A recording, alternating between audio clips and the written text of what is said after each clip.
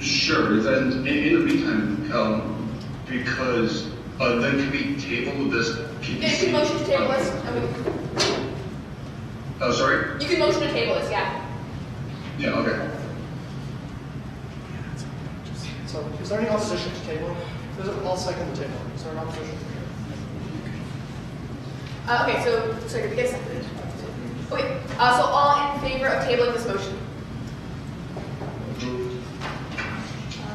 Cool. All opposed to tabling this motion? Okay, do you guys want it noted? Alright, all abstaining from table this motion. Alright. We're tabling until new business. Yeah, just yeah. Would we be able to ask the people online what they voted? I guess because they haven't been able to respond. I mean, they have. They can speak. Guys, how do you vote? Failure to vote is marked present. So. I vote in favor. I vote in favor. I vote in favor. Thank you. I love all of you. Okay. So we move on to our next item. So for those on the call, this is the second item under the PPC referred items heading. And again, I'm going to let Rich talk this. Do I guess Rich, you're moving? Yeah, I'll move it again. Sure, you can second. All right, awesome. So yeah. Sorry, just wanted to Thank you. as well. 1 second.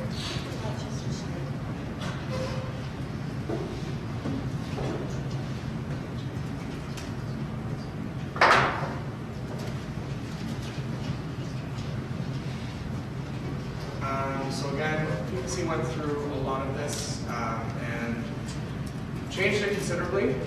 One of the, sorry, 1 second. We'll pull up there. Sure. Yeah, sorry. Oh, you can see the track. We tracked changes on all the things.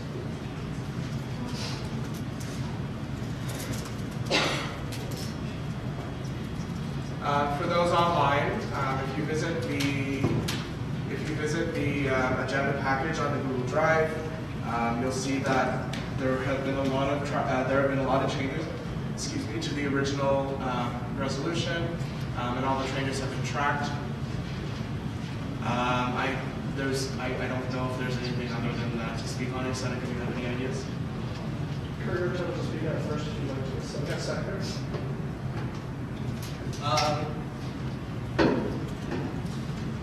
No, actually. So yeah, Yep. so the changes that were made, you can scroll just a little bit. So there was reference to a position that doesn't exist. There's no recording secretary for the board because the recording secretary for the board is the corporate secretary unless the corporate secretary names a recording secretary. Sorry, unless the corporate secretary names a recording secretary. So that was some of that. The other changes are just made so that, like, having an individual mailing list for every single committee is a substantial burden. That being said, as a secretary, I'm more than happy to send out agendas for all of the committees that meet.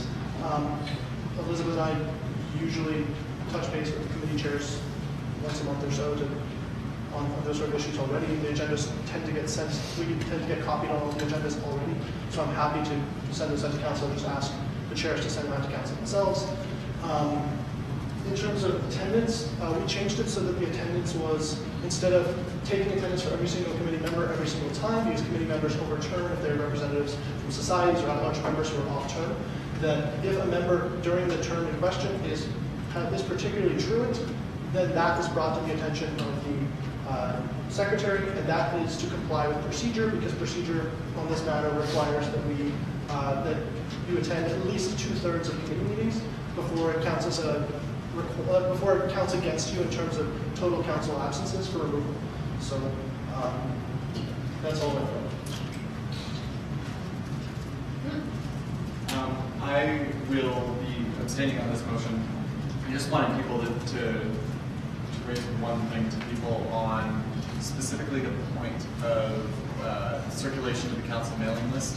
It's up to people's personal preferences as to whether people want that specific, like, available upon request, or whether they want it automatically mailed. I want people to keep it in mind specifically for that one. But, you know, it's a council committee, so have fun. might be spam, is what Matt said. Except we comply with the Canadian anti-spam legislation. So, So would it be then amenable to have a second mailing list just for council committees?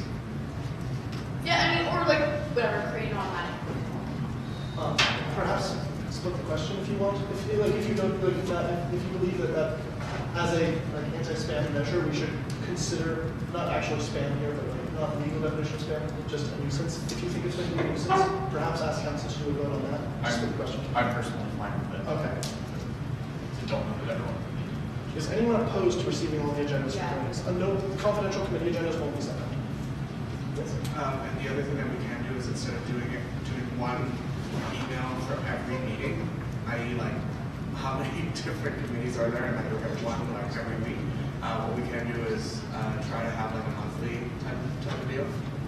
See if we can do that. So we did actually specify public committees in council. There's only like 4 of those. There's a handful of confidential ones, like budget committee. Some of the things we discussed are confidential, and FLAC with respect to services, or IAC with respect to clubs. Katie? I like that idea, but I wouldn't want to have to wait on crucial information because we're waiting on some slow today. Yeah. Given the idea that it's actually only 4 committees that are not confidential, whatever, do any of them even meet as frequently as once a week? Okay. But even if they meet once a week, 4 emails a week is like not ridiculous, I don't think. Unless, like, does anyone feel strongly about splitting it? In that case, I would encourage us to vote on this motion. Okay, so all in favor of the motion as it stands? All opposed? All abstaining? Do you guys want noted abstentions? Does anyone on the line want to specify their vote, please? It passes right now. Well, I'm going to take that as a no. So we can go back to the agenda, and we have the next item on our. Okay, the attendance transparency policy. Yeah, okay, so I will. I should just edit. Richard, you just the attendance policy? Okay, wait a second, and then we'll fix that as well. 3 seconds? Yeah. Okay, cool. Richard, you want to talk to it, and I'll find it? Yes. Actually, find it first and then. What? Sorry. I'll grab some coffee. Here you go. So again, there are some changes made to the original policy, but the largest changes were instead of specifying one specific department, we decided it might be better to consult whoever the appropriate staff might be, just so whoever is on this file is able to have the flexibility to ask different people for different things. Specifically, that is with respect to the second and third, be it further resolves, that we changed it.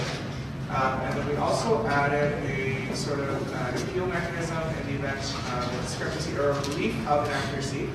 Any councilor or director may appeal the records to the secretary or the presiding officer.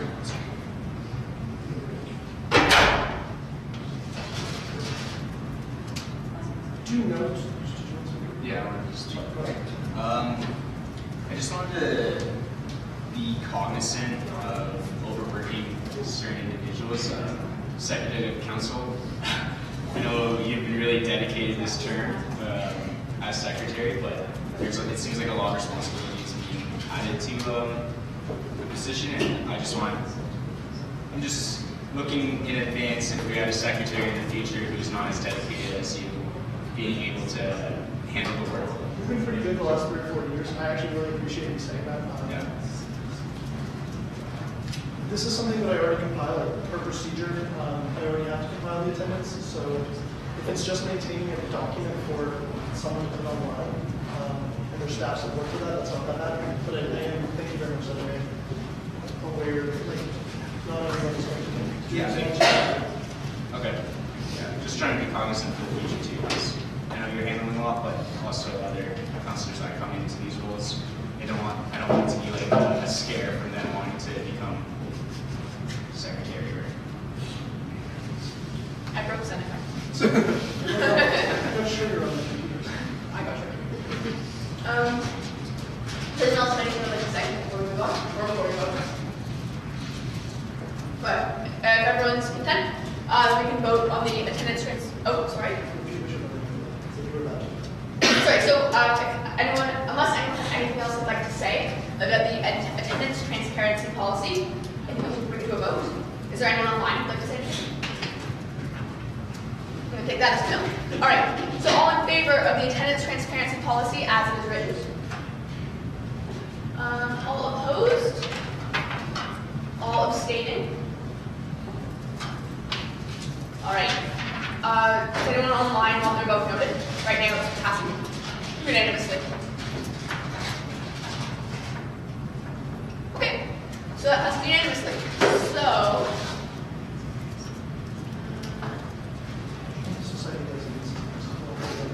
The next item of business is society designate policy.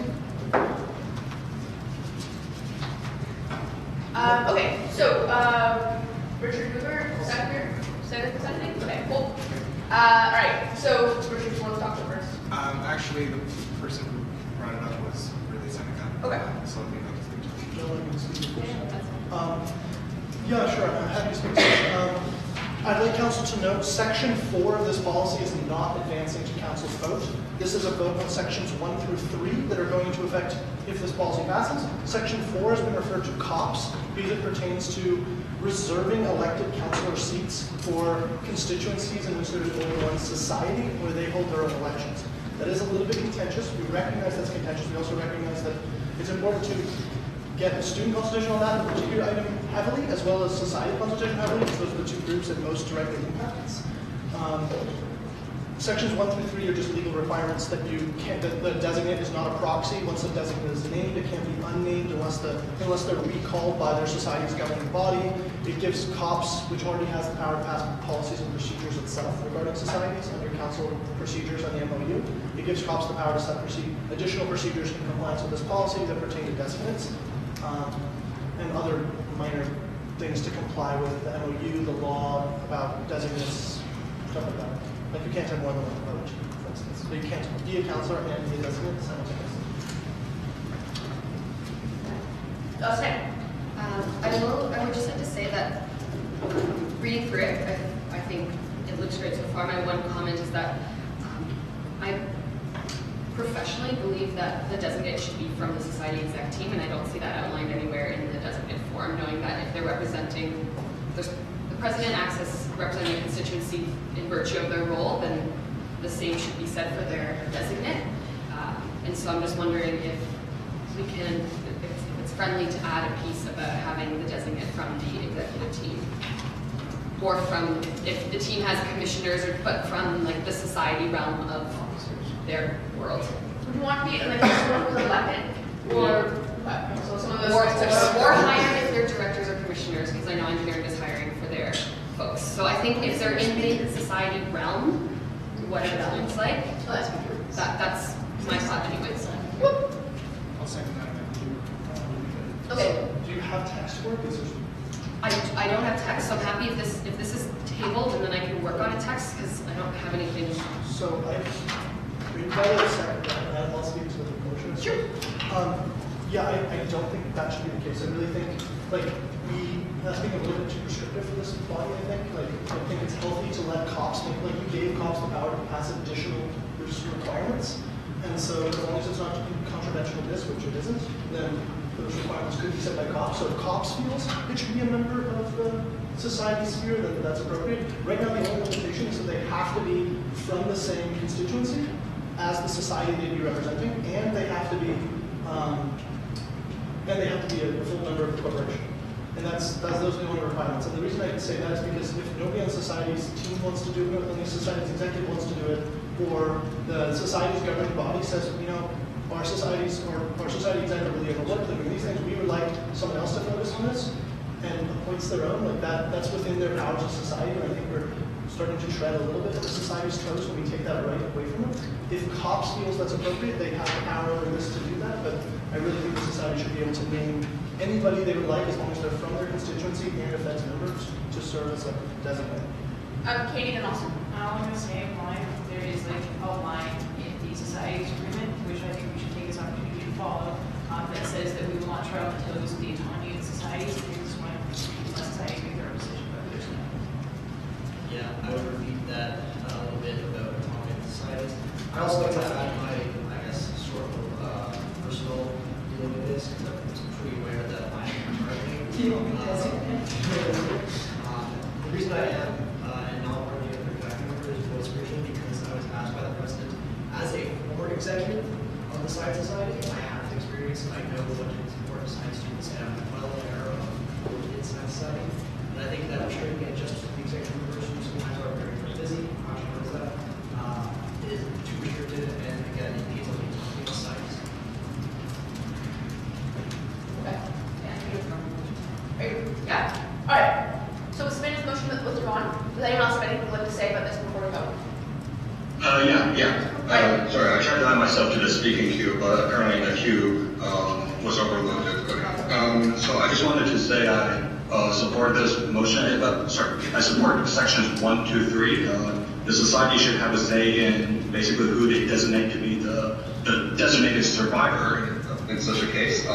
And I just also wanted to be noted that I have strong reservations against Section 4, even though we're not approving it today, just because it seems to be taking away an at-large councillor seat and giving that to a society designate.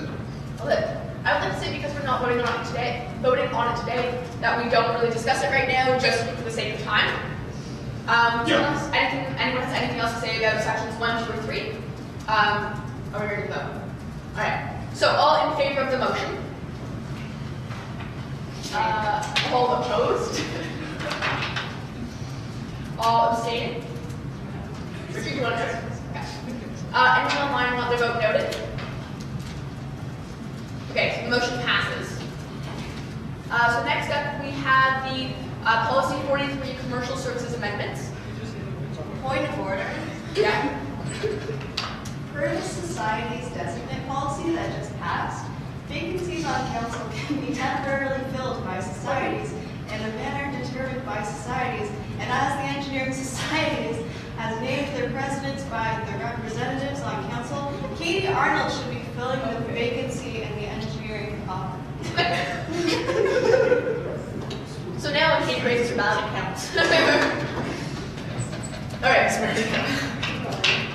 we're on to Policy 43 Commercial Services Amendments. So I'm just going to pull it up.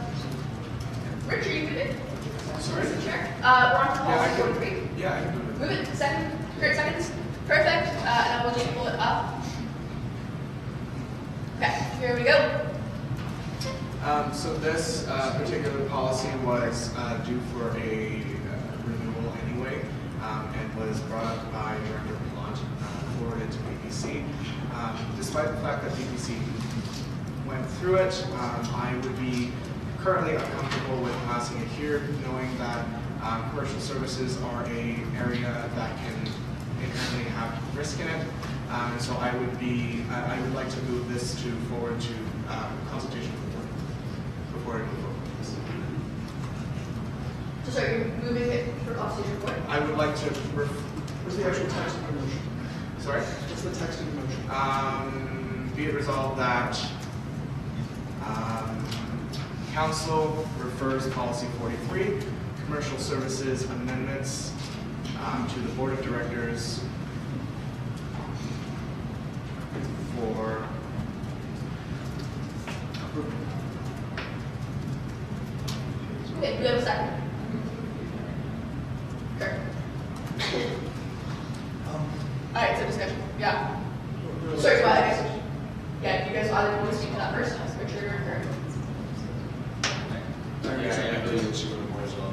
There's Okay. other topics in there that discuss risks, our business plans, and it's more of a board discussion to then bring back to council. Okay. Richard, do you have anything more to say? Yes, we were again. Okay.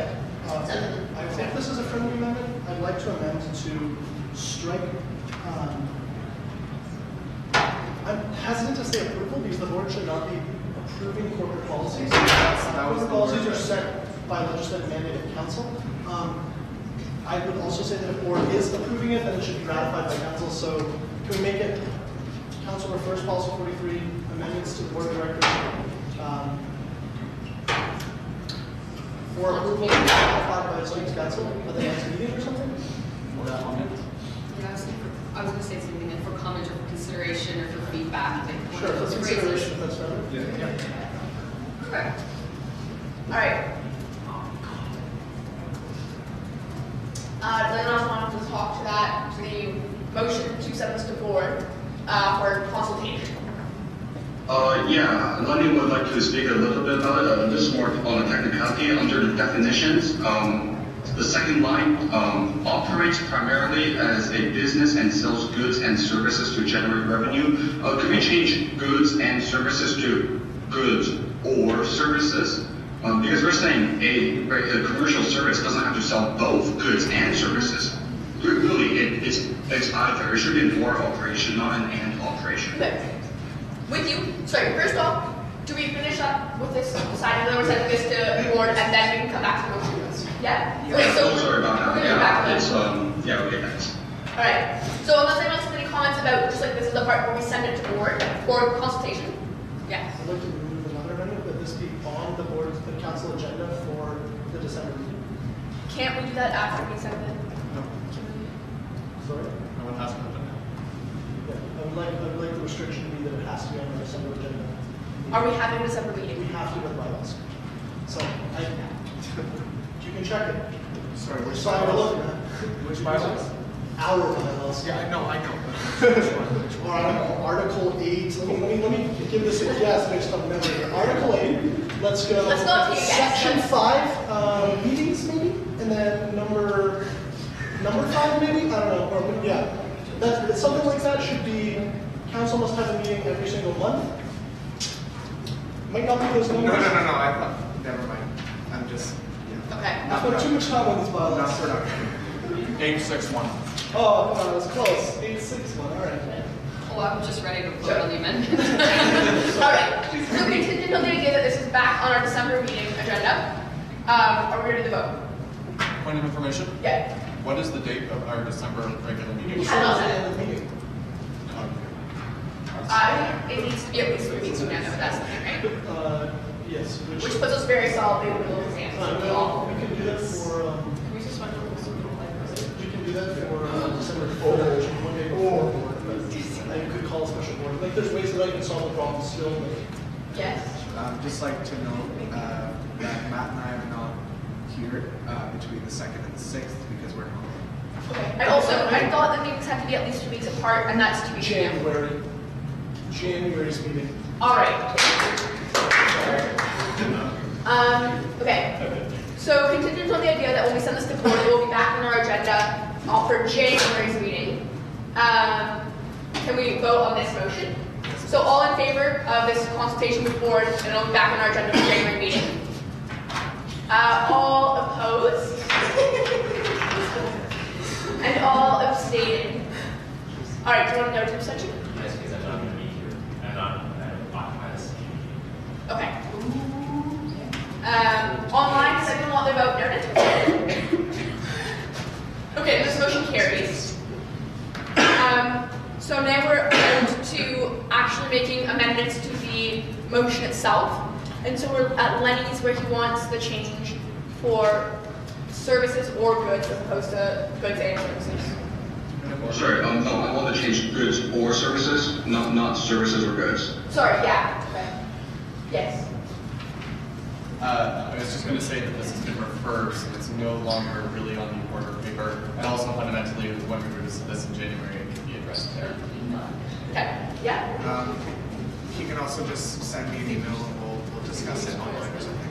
Okay, that sounds great. So Lenny, can you shoot Richard an email and like to discuss this offline? Okay, sounds good. Thank you very much. Richard, Austin. I know, it wasn't that far off. I don't trust someone with 2 first Just in names. technicality, changing the and to or doesn't then say that the businesses can only sell either goods or services? Can we do this offline? Yeah, let's Yeah, and this will be back for a January meeting. Like, let's move on. Cool. Mr. Quality Word. Alright. So moving on, our next item on our agenda is we have the Procedure 10 amendments. So I will pull those up. Richard, you motion to Yes. this? And Savannah seconds? Okay. Richard, do you want to start talking to them? Yep. Sarah wanted this to be on PPC for discussion, and we discussed it. Would you like to speak? Okay, so in, I think it was September, I brought it forward to council for consideration to move IFC under the portfolio of VP Ops, knowing that I'm also looking to add 2 more council committees to my plate, and so I thought this is an opportunity to do a little reshuffling, and knowing that this is finance related in nature, it seemed like a good fit. And knowing that Kurt and I have been working together throughout this term on IFC so far, to have through the transition process. That's about it. Obviously, I support this. I think it's a good use of time and resources. Okay. Does anyone have anything they'd like to say about this motion before we vote on Just it? clarification. Yeah. This document also contains amendments to the volunteer procedure. Is that part of this? No, No. that's separate. That is still at PPC for discussion. So just as a point of clarification, if you note in the title, the procedure 24 is still in debate. So it won't, this is, 24 will not be voted on. Are you good with that, Tracy?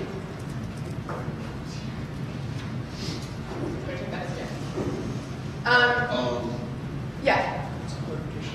Sorry, just a question. So in the XFC section C, it says meetings. It says this committee shall meet as needed to fulfill their duties.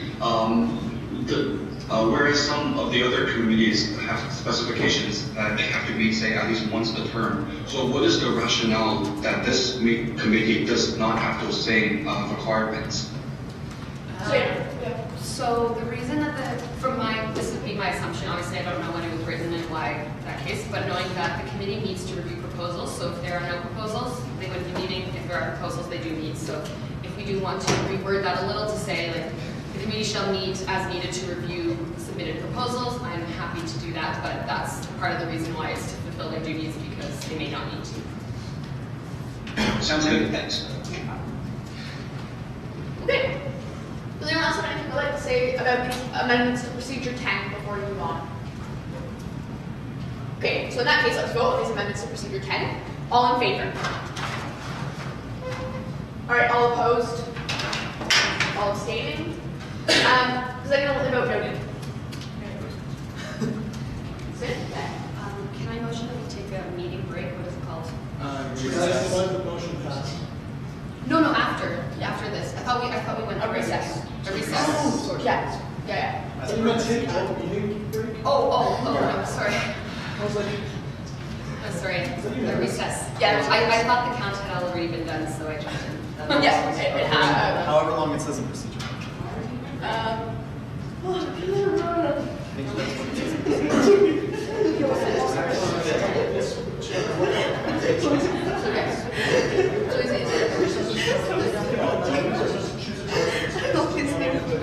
Okay. All right, so I guess we're gonna recess for like, let's say 10 minutes. 3 p.m. Yeah, so be back here at 3 p.m. We want a free t-shirt. Woo! We're gonna get another one for free because it's Christmas. oh, yes. I don't know what's going on. You guys can't have this one.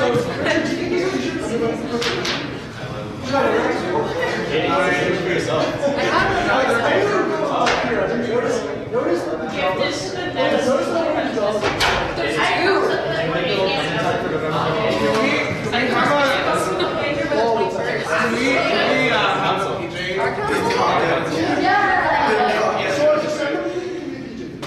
No, let's not have that. When are we doing our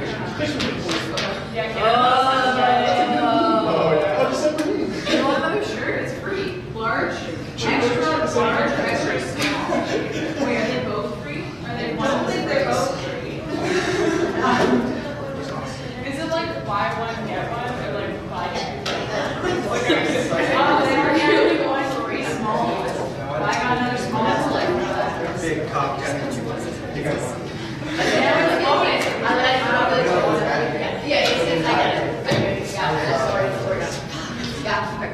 Yeah. then I Something happened where for a council meeting, but I didn't specify, so I had a comment, but then I realized and I was just like, I have no she responded, she's like, oh no, like, can I call you? I was like, I lost my phone. And I was like, today is terrible, Savannah.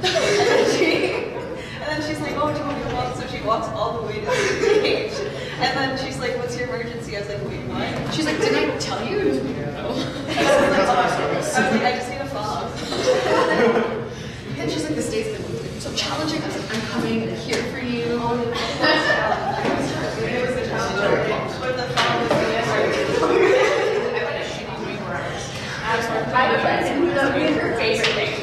Like, There.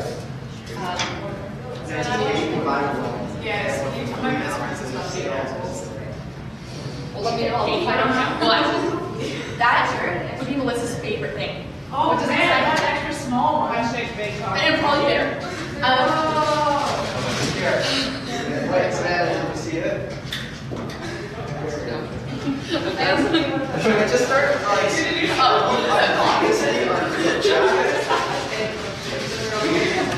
That's really cute. It's just big talk energy. Thompson, we start looking at the photos for group chats. And not forward. Just change your director. Oh, there's a really good funny way. Oh, they sneak me. Yeah, it's fine, it's fine. I got two of each, one small, one large, except two. So two small, two large. It's fine. Now I've got more space. We can just give them away. We can give them away somehow. Figure it out. Yeah, it just makes sense. But it won't make sense. Raffle. Or you just raffle them. You're just like, Mr. Mayor, when I bought these shirts, we could each give one of them to our successors who will have to wear moving red shirts now. But it's cute. It just really shows off the thing. Yeah. I know some guys who only buy the Greg Pump women's cut shirts because they don't like the way the group cut collars are. So they buy the women's shirts. You don't have to have as much food as you want, probably. Yeah. Do you want your name in the minutes, sir? Do you want your name in the minutes? I would say hut. What's your last name? We can give them the faces each. Sorry? I'd rather see Glenn Grace. Team. Griffin. I did not know Sarah. What's wrong with you? I asked her to last name once. How do you not know it? I know it.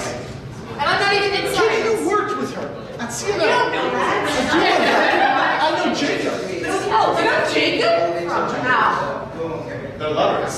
Oh, that would be the answer. That's true. Can someone inform Jacob, please? Just now. Oh my god, no, just crop the face. Just crop Yeah, the exactly. That's what I was gonna do. Okay. No. I would say yes, but I would say yes, but I already harassed her enough by changing her nickname for every little mistake she makes. Get Richard to do it because then it's not an attack. Then it's a protect. Excuse me, I feel really attacked right now. Ask Richard to do it. Clarify this. People might think that's just Oh no, Frank,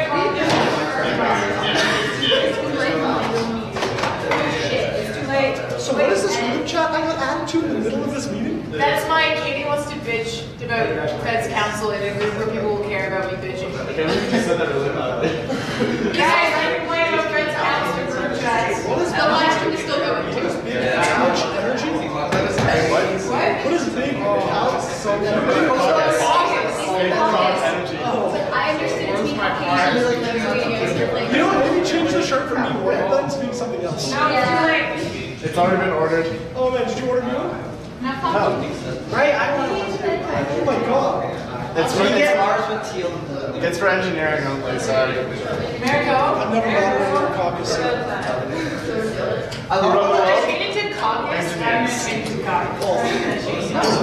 So many people pointed out flaws. You'd be surprised how many engineers go into business. Do I write caucus in parentheses? It's not turning on. Yeah, I'm gonna do that in this. Oh yeah, that's what is after it. How do you spell it? Elizabeth got me caucus. Yeah. No, I like what you're saying. That's all good. We don't think you did it. I'm sorry. I do that. That's fine. sorry, I'm not responding to this. I know, but it's supposed to be supposed to like 10. Yeah, but like, it's not actually supposed to be 10 because it's not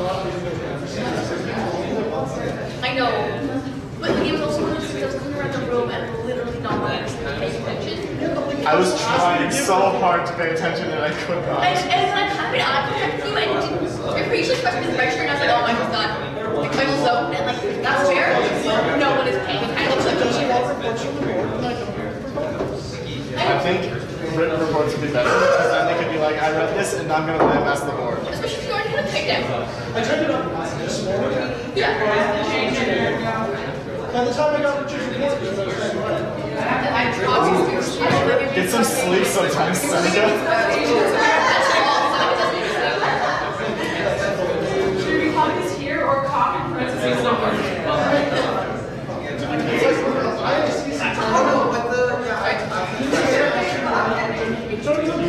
that's right. That's right. That is what Apparently people think when I write CAs, it was not copies. no, but that's we're talking about people. And it's not the that's the only difference.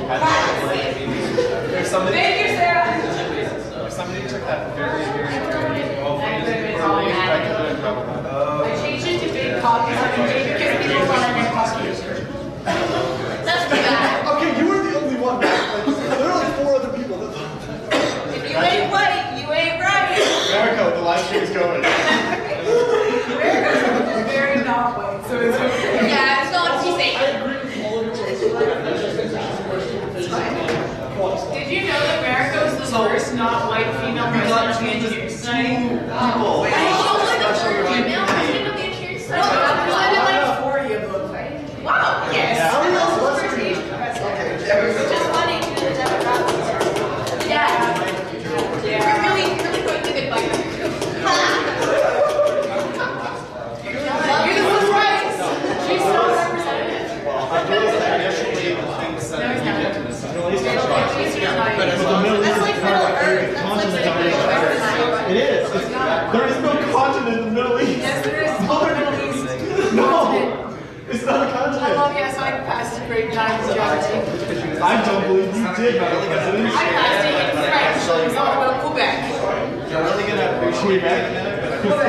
That's what the geography teacher was like. You're probably not going to like It didn't end there, no. It didn't end there.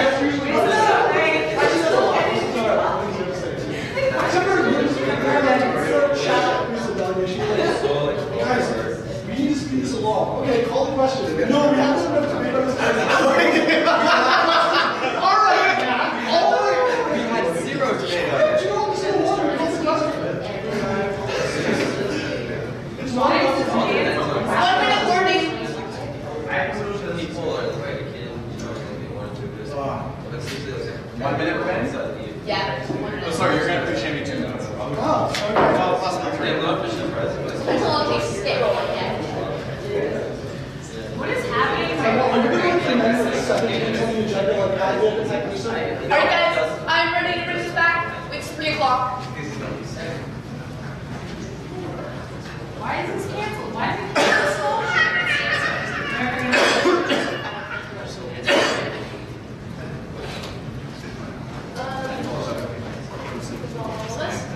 All right. So we're now going to move into general orders. So first up, we have committees of student council procedural amendments, and this has been brought forward by Jason Small. Jason, are you going to move it? Oh, they're on mute. I'm sorry. They're on mute. Okay, so what are we going to do? Yeah, that's what I was I'll put it on the agenda. My phone sit beside me, but he was.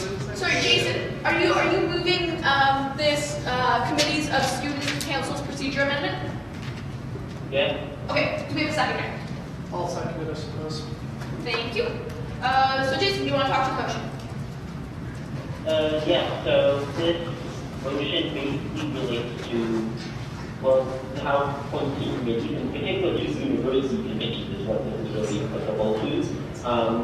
One particular issue with the Council Senate Committee, where every year, in the lead up to governing year, the president is required to basically present his selections of what senators or what other students should be sitting on various university committees. And this is basically changing the framework, so instead of the president unilaterally deciding, this happens through the President's Advisory Committee. And then there's, in addition to that, for some other things, like partially because of our previous debate about who's the delegate, I incorporated into this that going forward, who's the delegate should be selected by EAC. And then I also basically put language that similar sorts of appointments could in the future be delegated to other committees. Okay. So anyone else have anything they'd like to say about this? No, Matt.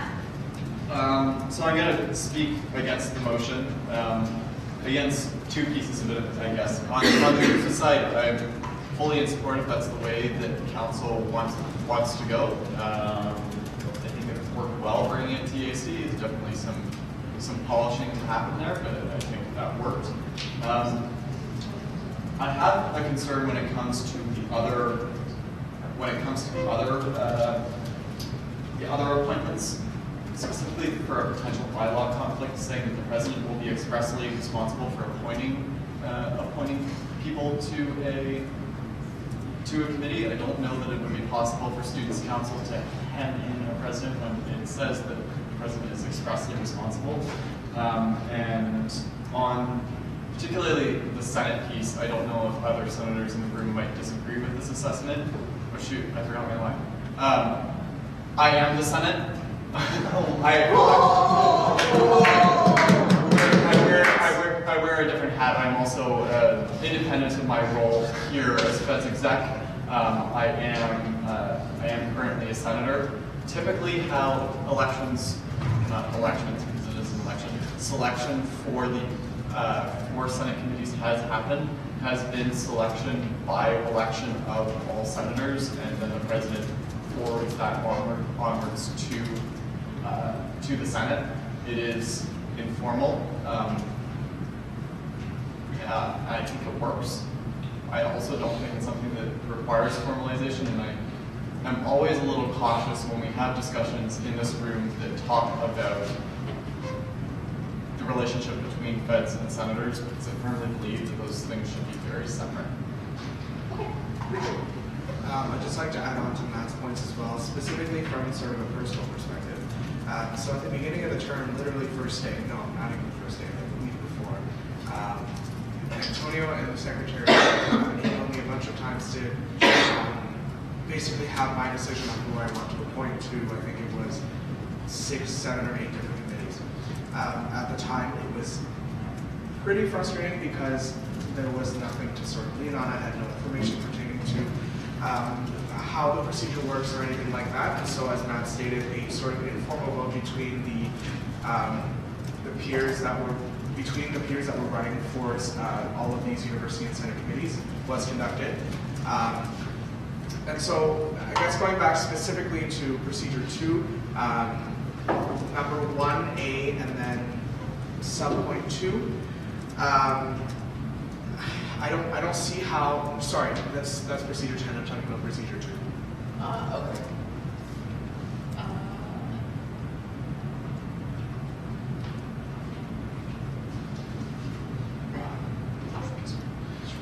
In addition to the potential conflicts that we have, that this might conflict with the bylaws that are currently in place, it makes quick decisions really, really difficult, especially because sometimes the secretariat requires a decision to be made within, 72 hours. And it's really difficult to do that if we have something like this. That's all I'm trying to say. It's not to say that we shouldn't have any sort of guidelines that surround how student positions should be chosen for each of these committees. Certainly I decided to put a vote because I felt it was the best way and the fairest way. And so how that ended up happening was I got all the candidates to submit sort of a short bio and why they wanted to run for each of the positions, and then just kind of shared it and then had people vote that way. So I would be amenable to having like a guideline, but I don't support that it would have to be procedure. Yeah. I would like to echo the guideline too as a senator and as seeing how I've been a senator for 2 years and seeing how the different presidents have done it, and they've done it both informally in different ways. And I think it just helps with the presidents and their workload at the beginning. They are pushed with a lot of things. So Yes. I would like to note that very often, what is lobbied for by senators who tend what lobbied for by senators tends not to be what is lobbied for by representative government students, the Federation of Students. Not all the time things are the same, whereas we represent students, the senators don't exactly all the time. Even though they're supposed to, I think there's a substantial divergence, and I think senators are wholly unaccountable. So I think stricter regulation is vastly needed. It helps very often that the people in those senatorial positions are members of feds, and so to the best of their ability to uphold the feds, what feds are lobbying for, what student society is lobbying for, but I think senators are far too unaccountable as it stands. I would not necessarily believe that this procedure change is the right way to go about that, but I think that like the President's Advisory Committee is already working on structuring changes to kind of this process and how we work on things like this. I think that senators should be more accountable, and the President is leads the undergraduate Senate caucus, that it's kind of the President's responsibility to do this while the President is wearing multiple hats. I do think that it is within the President's obligation to kind of guide things in the direction that the student union is set, represents students. I'd also like to note that I don't see any of these as immediately a conflict with the bylaws. I agree with Matt's sentiment, but while the President has the power to select an appropriate representative to all university decision-making bodies requiring undergraduate student representation, Council can pass policies and issue procedures, the sole purpose of which is to interpret the bylaws. Council can set rules around that. I don't see this in outright conflict. I also note that the President's power here is not infringed.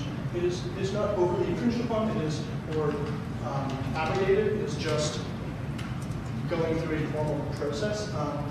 I would suggest instead of making other four amendments to this, because it seems like there's going to be disagreement from different sides of the room, that perhaps we table the item or refer it to the President's Advisory Committee that's working on this, and that Jason be part of those discussions and see if we put this together. Is that a suitable alternative? If there's other comments first before I move to table, we can make them now. Yeah. I would just ask the Vice President of Education to maybe elaborate on the argument that senators ought to be sort of separate from that at arm's length, I guess, if I interpret your comments correctly. If you would like me to, I can. Yeah, Matt. I don't know if that's appropriate. So to elaborate on my comments a little bit, the Senate is a very interesting body.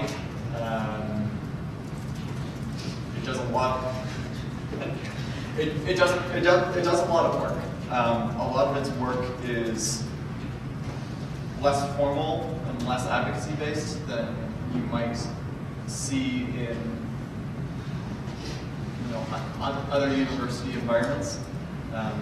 Oftentimes, sitting on a university Senate Finance Committee does not lead to any particularly strong points to be able to influence university finance.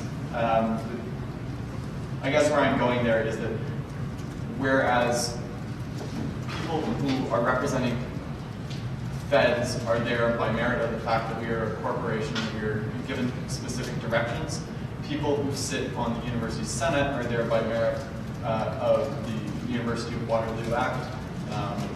They're not necessarily, sounds bad, not necessarily meant to be responsible to students in the same way under that act.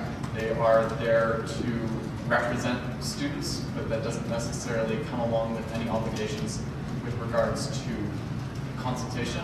And in fact, if you look at many senators, there's a diversity of amount of work that they put in on their level. I don't think it's the Federation of Students' place to be able to tell those people who often are unassociated with the Federation of Students and its governance organs as to how they should be approaching their positions. I'd just like to remind council that the reason we have student senators at all is because Fed's lobbied for it. The creation of those student senators, if you go back and read imprints at the time, which I have taken the time to go back and do, was so that accountable student representation was on university decision-making bodies that influence academic affairs. So, in my opinion, the role of Senate should be to be accountable representative student advocates on academic issues. We have the vast minority of votes in the university Senate, so it doesn't really matter if all students say one thing and the rest of the university wants to do X. X is still going to happen, but it is very much my opinion that the Senate should be more accountable. I know weak terms disagree with Vice President Education's assessment of the responsibilities of the Senate. And I think senators are far too unaccountable. Richard, I just wanted to, I guess, clarify what I understand of the debate here. You know what, I won't even go with the clarifying, I'm just going to go anyway. Certainly, those who run for student senator positions, I believe, are already with the mindset that they would like to represent the undergraduate body on such a large committee. I don't think that, I personally really don't think that if you were elected a student senator, knowing that you're one of, I don't like how many seats there are in the Senate, I don't personally believe that you're going to go in saying, I want this because I have a personal agenda, because I want to sway votes in the Senate. I don't think that's a fair assessment. And so I don't know if it's necessary to necessarily have sort of a quote unquote formalized accountability, simply for the fact that, as I said before, they're running for Senate because they want to represent the student. Just to clarify, this motion is not about senators' accountability outright. It is about who sits on what committees, and that is a power of the Fed's president to determine.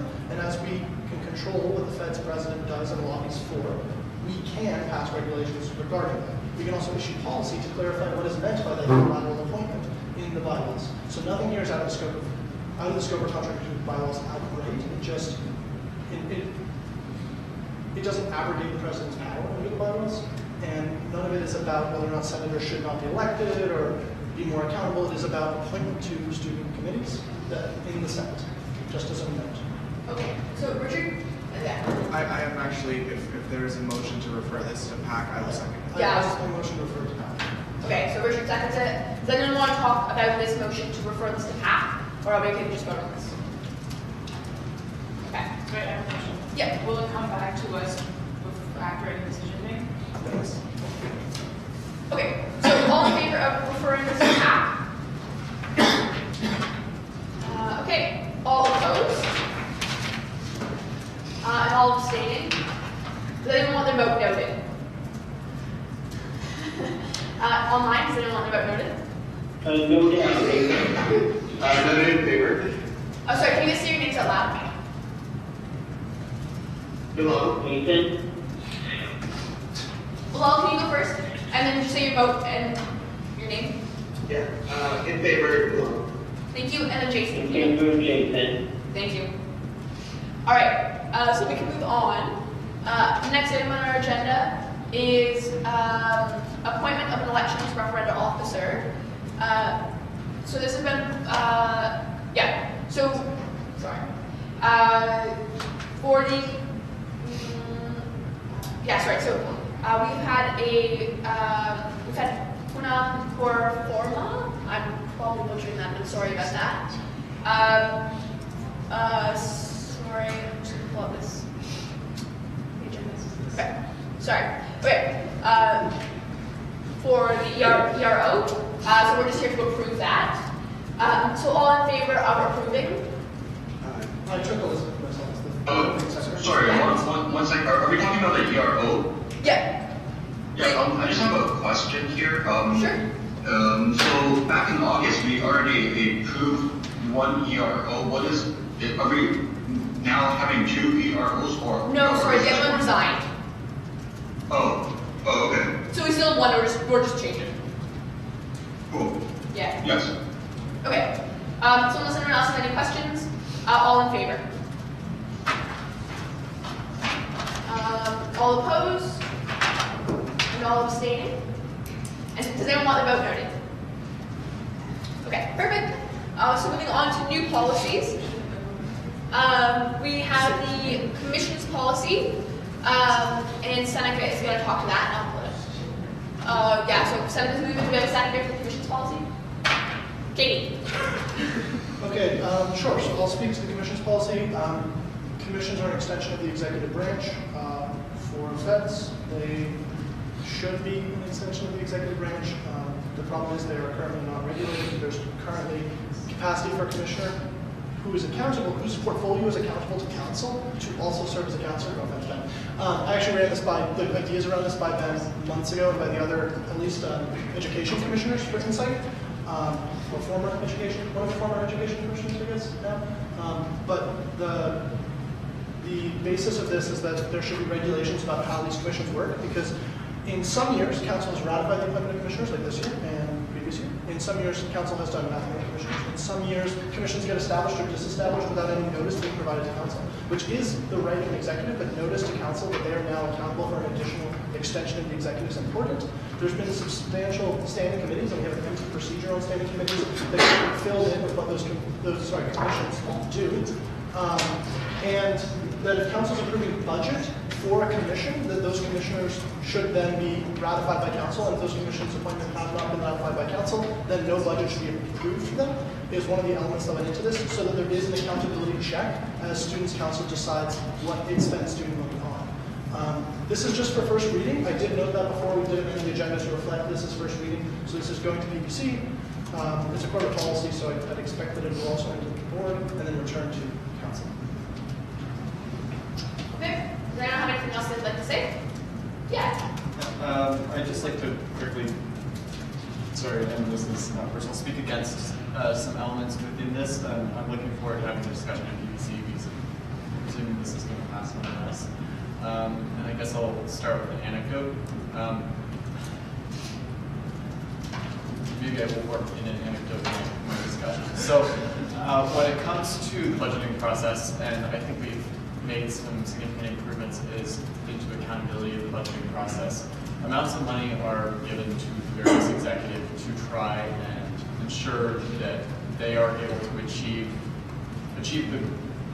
the goals that council is putting forward, the board is putting forward, or the board is agreeing to in executive action plans.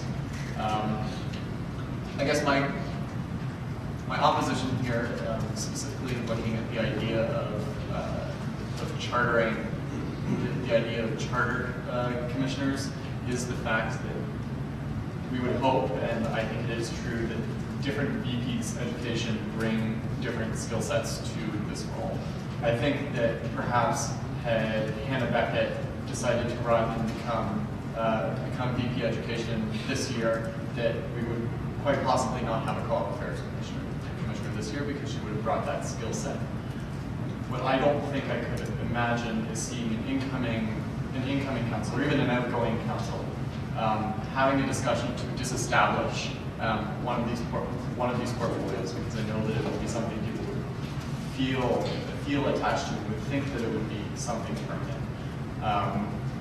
And I don't think that they would do it within a time frame that would allow those commissioners to be properly hired within the time to get them on the ground running when the executive term starts. So I think that, originated PPC, it's not current practice. It's not to say that this isn't something that could be done. I think there are just some practical considerations as to, how much discretion we want and the VP education role is the one that is, I think, the most affected by this. How much flexibility we want people to have. So I could definitely foresee a future person saying that, we don't necessarily need X commissioner anymore, or we want to switch the municipal affairs commissioner to an external government relations commissioner. I think that this level of reporting is not necessary. It's not necessary. I was about to say not necessarily necessary, but not necessary. I see why this discussion is important, though, so I'm looking forward to having those discussions further. Okay, so Seneca then also. So I would just note a couple of clarifications. One, council in this has no power to disestablish commissions. None at all. Commissions are an extension of the executive branch, so I completely disagree with that assessment. There is one note in our independent commissions, which are those not charged by the executive council, has historically, by precedent, set two commissions itself. That was before David Collins and then under David Collins as president of FEDS. One was an arts commission and one was a first year commission that was created by council and inherited and built up by David Collins. So that was not built into this, even if that is the opinion of the vice president. I would also note that in the budgeting process, that'll be probably hammered out of PPC more. This was kind of just a first draft of some of those ideas. So I'll note that, yeah, the point isn't to be overly stringent, it is to allow flexibility, but commissions should be reporting to council. Not just their responsible executives, but commissioners are accountable to council. Every single education commissioner is accountable to council or a relevant committee. And most of them serve on those committees already in their capacity, and I think there should be more formalized reporting. I mean, at least the ones that aren't volunteer are doing the work on behalf of the Federation that they're getting paid for, and they should be accountable to FEDS. They should also have to set goals for themselves and for their commissions, and I think that's something that we have done this year. Matt has made sure it was done this year, and I'd like to clarify that in future years. So just to clarify, this is going to PPC, this isn't coming into effect now, so those are some of the elements that went in my thought. No council can help us establish commissions. Okay, so it's also next, but then I'm going to suggest that we vote on this. This is our first reading, it's going to PPC. You're welcome to discuss with people before this, like at PPC, and we will be seeing it again before we actually adopt this. But Austin, I've said that you have the floor, so. Yeah, I guess we'll just quickly sum that up. As vice chair of PPC, I'd be excited to see this go as first reading in PPC, and we can discuss it more questions. Okay. Matt, are you comfortable, or do you? Yeah, I just want to make one more point for when this returns on the point of whether we want to change the way that action plans are done, because currently priorities are handed down by the executive to the commissioners rather than the commissioners themselves making an action plan. I mean, it's collaborative, but ultimately it's the executive that sets direction for a commissioner. Just to be clear, that was the intention. Okay, perfect. So let's bring this to a vote. And keep in mind, you guys can directly reach out to people involved in this policy. You can jump to PPC and talk to this if you have a strong feeling. So all in favor of sending this to PPC? Okay. All opposed? All right.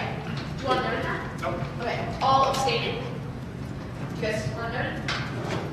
Sure. All right. So Ben has a noted abstention. Did you want to note it as a commissioner or as a council? As a commissioner, I guess. Well, it doesn't really affect But us. yeah, because I just Ben. Does anyone online want their vote noted? Okay. So we can move on. Next up, we have a motion brought forward by Matt on open and online learning policies. Or are you open on? Open and online learning. Yeah. All right, go for it, Matt. Matt, you're motioning it. I assume you have a second. Kurt, okay. So go for it, and I'll pull it up. All right. So on behalf of the Education Advisory Committee, Council, I am pleased to be able to introduce a draft open and online learning policy for first reading. This was the result of a lot of research, pulling a lot of stuff from existing USA policy as well, and then passing it by EAC through multiple drafts to try and figure out what people want the future of open and online learning to look like on this campus. One comment I will make: currently everything is organized in what is called a PCR structure, a principal concern recommendation structure, where principles are either ideals or kind of belief statements, concerns are problems that we might have with the current state, and recommendations are the end state. In passing this, I think PPC will end up having a discussion as to whether this is a policy format that is appropriate for our council policy, or whether this would be converted over to be a resolve statements and be it for the resolves, whereas and be it for the resolve statements, as the principles and concerns would be whereas statements, recommendations would be a resolve statements. I know that this is an unfamiliar format. I had intended to change it, but I'm also kind of interested if PPC would like to explore this. It's an important move, so. Quick note on that. We were actually hoping that this is the structure all policies first come to council as first reading, and then PPC would then restructure to whereas it needs resolved to reflect PCRs. That way, the policy format to introduce a policy is a lot lower threshold for being able to participate. Anyway, this has multiple sections to it. I think that it's a very positive paper. I really hope that you guys are willing to vote in favor. Also, this is a great opportunity for people to bring up any issues that they want to see addressed or amended. And of course, you guys will have a second chance at the second reading, but this is probably the better place at which to do it. And that makes sense. It's more bylaw. Yeah. Better council. Awesome. Yeah, I'll just say this, since I'm the EAC, and has been through the discussions with Matt, I think that this is something that's been talked about for a long time, and I'm personally truly excited to see it here, something that I think everyone on the EAC supported pretty much unanimously. It's a lot of discussion, so, yeah, I would just say, thank you, Matt, for bringing this forward. I think it's really good. It's a awesome thing that you said. Does anyone else have anything you'd like to say before we just vote to send it to PPC? All right, so I'm not saying anything. All right, so all in favor of sending this to PPC? Cool. All opposed? And all abstaining? Does anyone want their vote forward? Matt? It was unanimous, would you still like it? I would still like it known. All right. Did I note that Michael trying to vote? Actually, that says Senate, I think, do you think? Right? Actually, I thought Alex. It's getting wild over there. I've stopped looking. Where It's did my pretty wild. placard ever go? Sorry? Point of information, where did my placard go? It says over there too. Point of personal Okay, guys. Sorry, just to bring us back. Let's focus in. Get this done. So next up, we have a motion brought forward by Connor Plant for the cooperative education and experiential education policy. Connor's not here. Is there someone else who feels? Move on this behalf. I'll second. Okay. Do you guys feel comfortable talking about on his behalf? Okay. All right, then Matt, go for it. Council, it's my pleasure to introduce for first reading the cooperative education and experiential education policy drafted by the Co-op Students Council. This was a policy that was initiated by Hannah Beckett when she was Co-op Affairs Commissioner last year, which kind of went on the back burner when the co-op fee review started getting a little more active. Connor and I agreed that this is something that we wanted to see revived, as there were currently no cooperative or experiential education references within our or pedagogy references within our policy library. We thought, as this affects over 60% of students on our campus, that this was something very valuable to address. As such, Co-op Students Council had the opportunity to do a similar process to the Education Advisory Council and came up with these sets of principles, concerns, and recommendations on how we should be continuing our advocacy to the university on co-op policy. Is that anything you'd like to add? Looks like a good policy. Excited to see it go to PPC, and there's some things that I'll probably bring up. Okay. Katie? Engineering society is strongly supported. Cool. Does anyone else have anything they'd like to say? Yeah, so let me have something to say about this, and I think this is a great policy, and this is really good for Matt and Connor that they're doing this. And frankly, this is a policy that should have been passed years ago. And it shows that Feds is doing something to support students, at least on paper. And it's good that for Feds to hold the co-op office accountable for, frankly, some of their disgraceful actions. Again, hold them accountable on paper.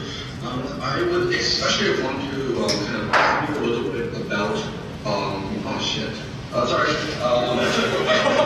the second page, there was a I can hear it, there was a principle speaking about Waterloo Works and how Waterloo Works was both a significant financial investment, something to that account. Sorry, by the way, how is my voice a bit too loud? No, it's great. Okay, sorry, 30 seconds of policy. Okay, so the specific principle says Waterloo Works was a significant financial investment in cooperative education infrastructure as a replacement for job line. Now, for those who may not be fully aware, believe it or not, Waterloo Works costed $5.7 million to make. We know this number is true because they came from an FOI request to the university and they were compelled by law to provide the numbers. The first attempt to build Waterloo Works was $3 million, and that came specifically from our students' co-op fees. At the end of that project, there was virtually nothing to show. $3 million, nothing to show. Afterwards, $2.7 million was added to the project, coming from all students, to build Waterloo Works. So in total, this piece of crap is worth $5.7 million.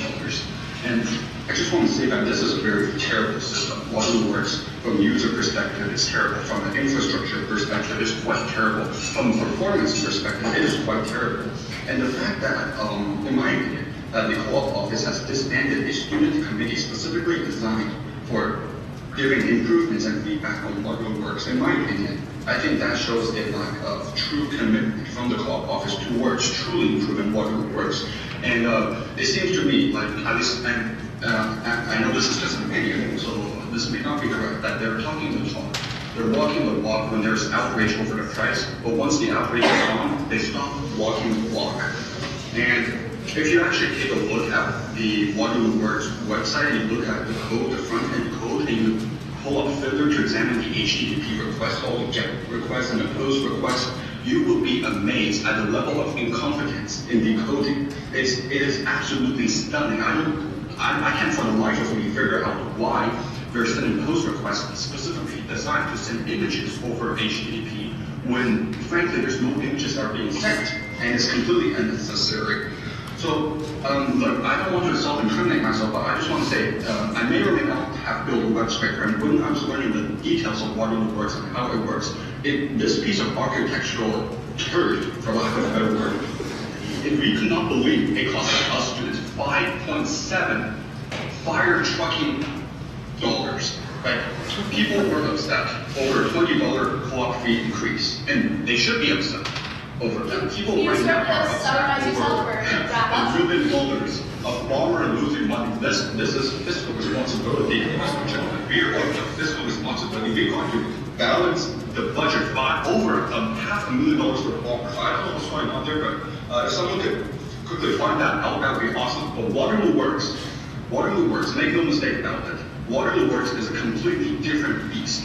The fact that the first $3 million was spent, and that came from student co-op fees, and that there is no results to show from that, that is more than just gross negligence. That's more than gross incompetence.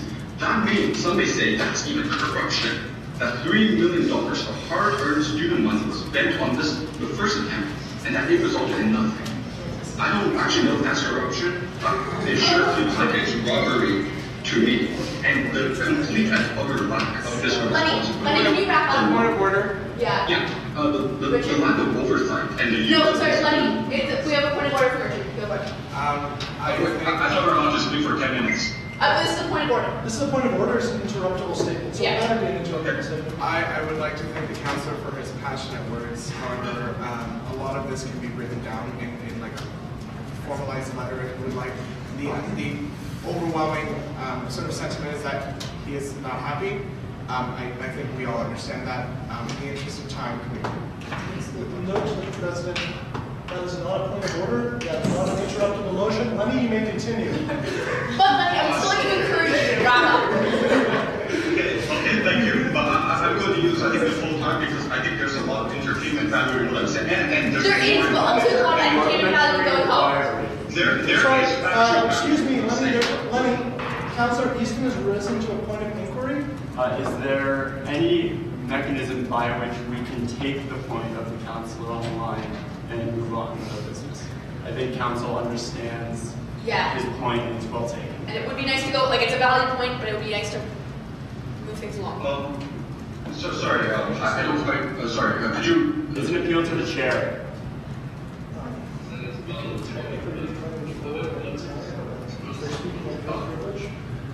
But he is entitled to procedures and he's entitled to procedures. Wait, so I'm just continue speaking, sorry, I'm not quite sure what's going on here. Sorry, there was a point of information, or an appeal to the chair regarding whether or not the chair could reduce your speaking time so that we can move on with the agenda. I think I'm summarizing that correctly. And Elizabeth is considering the item right now. My professional advice to Elizabeth, as the former parliamentarian for council, was that by procedure you're entitled to 10 minutes and we can let you speak. I would encourage you to make the remaining statements as quick as possible. We do have other agenda items to get to. Yeah, so I'm almost done. So, like, what I'm trying to say is, if I were in charge and the programmers who built this, the bureaucrats who signed this off, the people who approved such reckless and fickle use of our hard-earned money, they would be looking for jobs right now. Right? They would be looking for jobs. And I'm not talking about Steve Jobs or I'm talking about employment.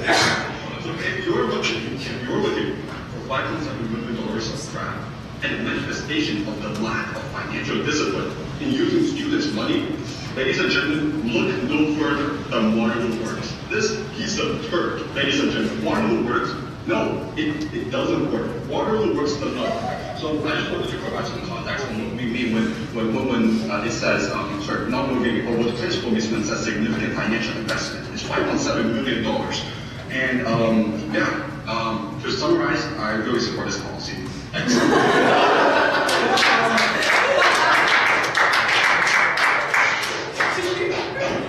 Okay, so the question that was finally asked by the councillor of vice president was whether or not Waterloo, it's not work as we said, sorry. I would like some context when it says significant financial investment, what is meant? Now you know what it means. It's $5.7 million. Okay. That's not significant. That is enormous. That is unaccountable. Lenny, please stop, Lenny, stop. Matt has the floor.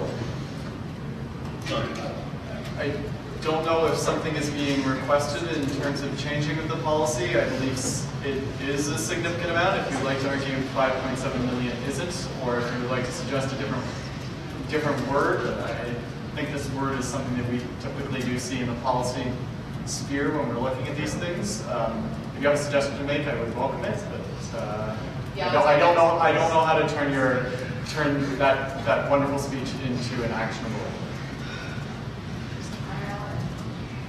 Lenny, I just wanted to apologize for interrupting. I thought it was there was a question about the significant financial. I didn't know I was interrupting into your time.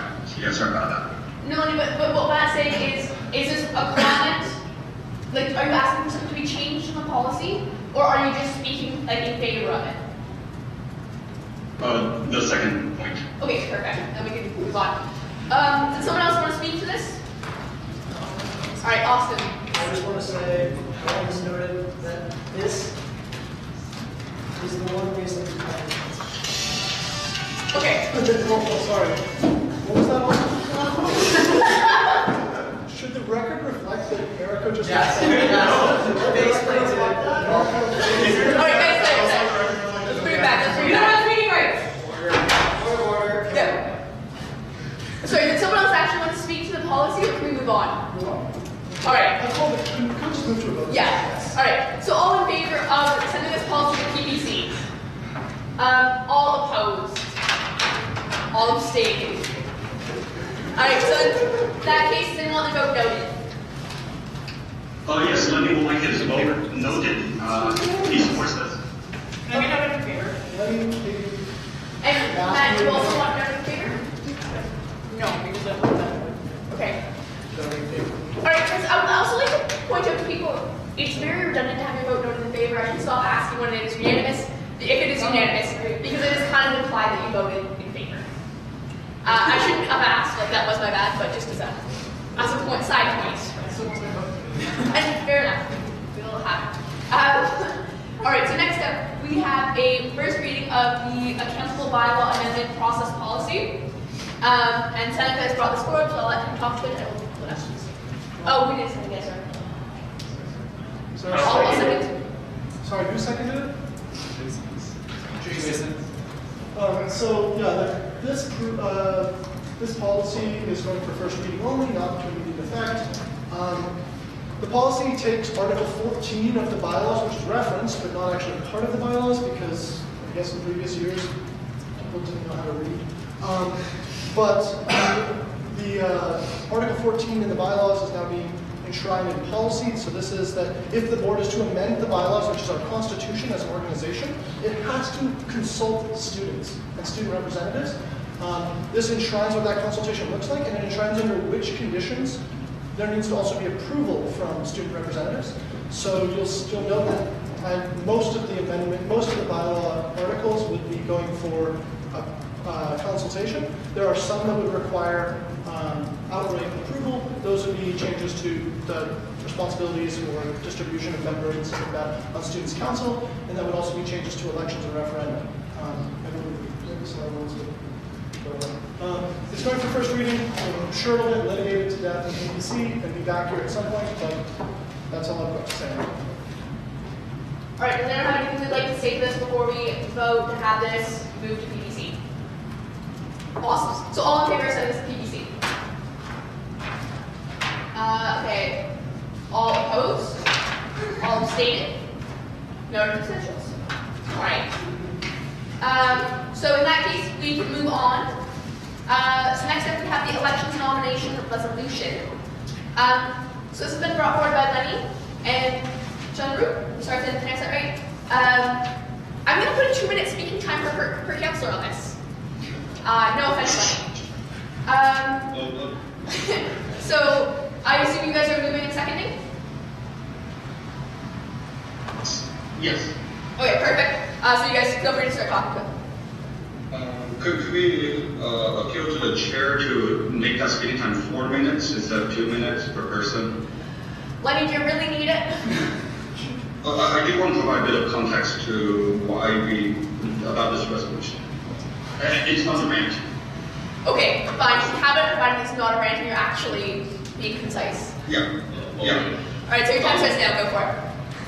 Okay, thanks. So we did in advance receive some concerns from several councillors about this resolution, and so we just want to provide some context behind this. So basically, a week before agenda items were due to the speaker, we were asking around some students if they were going to run for fest nominations, and virtually no student we talked to even knew it was happening. And at the time, seeing that it was already 3 weeks into nominations, seeing that the school would end in 2 weeks, and very few students were nominating themselves, and given that council hasn't really received lots of updates or communications related to what Feds is doing to promote nominations, we just felt it was kind of like our duty as elected representatives for our constituents, and it was our moral obligation to strengthen the democratic elements that this institution relies upon. We look at this as an emergency resolution to inject kind of marketing ideas to stimulate the nominations. So as an analogy to Keynesian economics, if I may, where the government injects emergency funding to fuel the economy to stimulate it, our intent was to inject emergency marketing to fuel the economy of student nominations. And so this process, yes, it was very rushed. And we finished this resolution virtually a day or two before agenda items were due. And then we actually had to ask the speaker for an extension so that we could quickly give this to marketing to see what their thoughts on it. And basically, what I'm trying to say is that this resolution was intended as an emergency stimulus package. And so don't take it the wrong way. And we are happy to amend it or table it or pass this on to Kurt, since he mentioned he has his nomination plan. So so we leave the floor open to hear what other councillors think. Awesome. Senator. I would like to speak in opposition to the resolution. That being said, before I do that, I would like to say that's a fantastic analogy, Lenny. I loved it. So with respect to the resolution itself, from what I understand, and I reached out to marketing to ask about this, and I reached out to the research and policy officer as well, a lot of this is already being done, and that which isn't is overly prescriptive in terms of the elections and kind of binds marketing. It overly binds marketing with stuff that they're already working on or trying to address internally through action plans as professional marketing personnel. Like, they have degrees in marketing, they know how to assess the data, and they will make a better decision than I will on this, and I think that the majority of councillors would make on this. I would be inclined to trust my marketing staff with respect to this in the service to students. I think it is warranted that more be done and more promotion be given because as you noted, students on co-op aren't aware of this. Perhaps the Fed's president could send out an email to students or something. We have limited email slots, so I know that's an issue. But some sort of notice, greater noticing to students about nominations for this, because we did extend the nomination period, and you're right, it is concerning that we have limited nominations. But at the same time, mandating the staff through council with very restrictive items doesn't work particularly well, in my opinion, particularly when they know more about how to solve these problems than we do.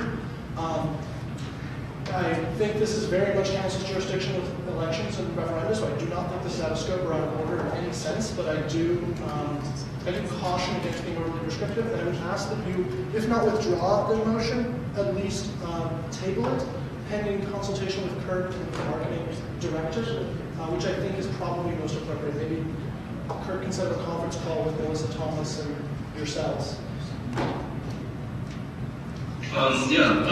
I believe Lenny and I basically made this resolution in terms of spirit.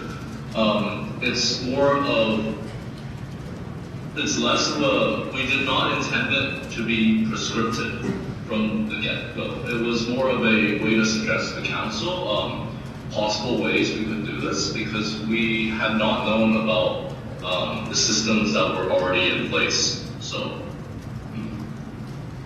Okay. Does anyone else want to talk to this, or we're going to go vote? Can I ask them to withdraw the motion? Sure. Yes.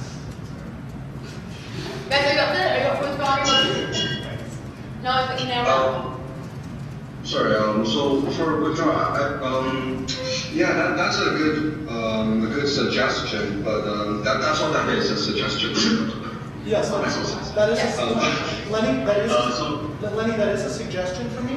I'm fine, like, I'd be happy to myself move that the Vice President of Operations and Finance and Marketing Director discuss with yourselves.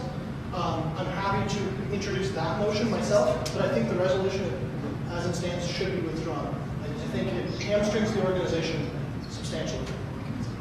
I somewhat agree with you. I think the bigger question here is there seems to be not a lot of communication between feds and, well, at least what it seems like from feds and students, and perhaps also a lack of awareness among council what are the other arms of feds are doing.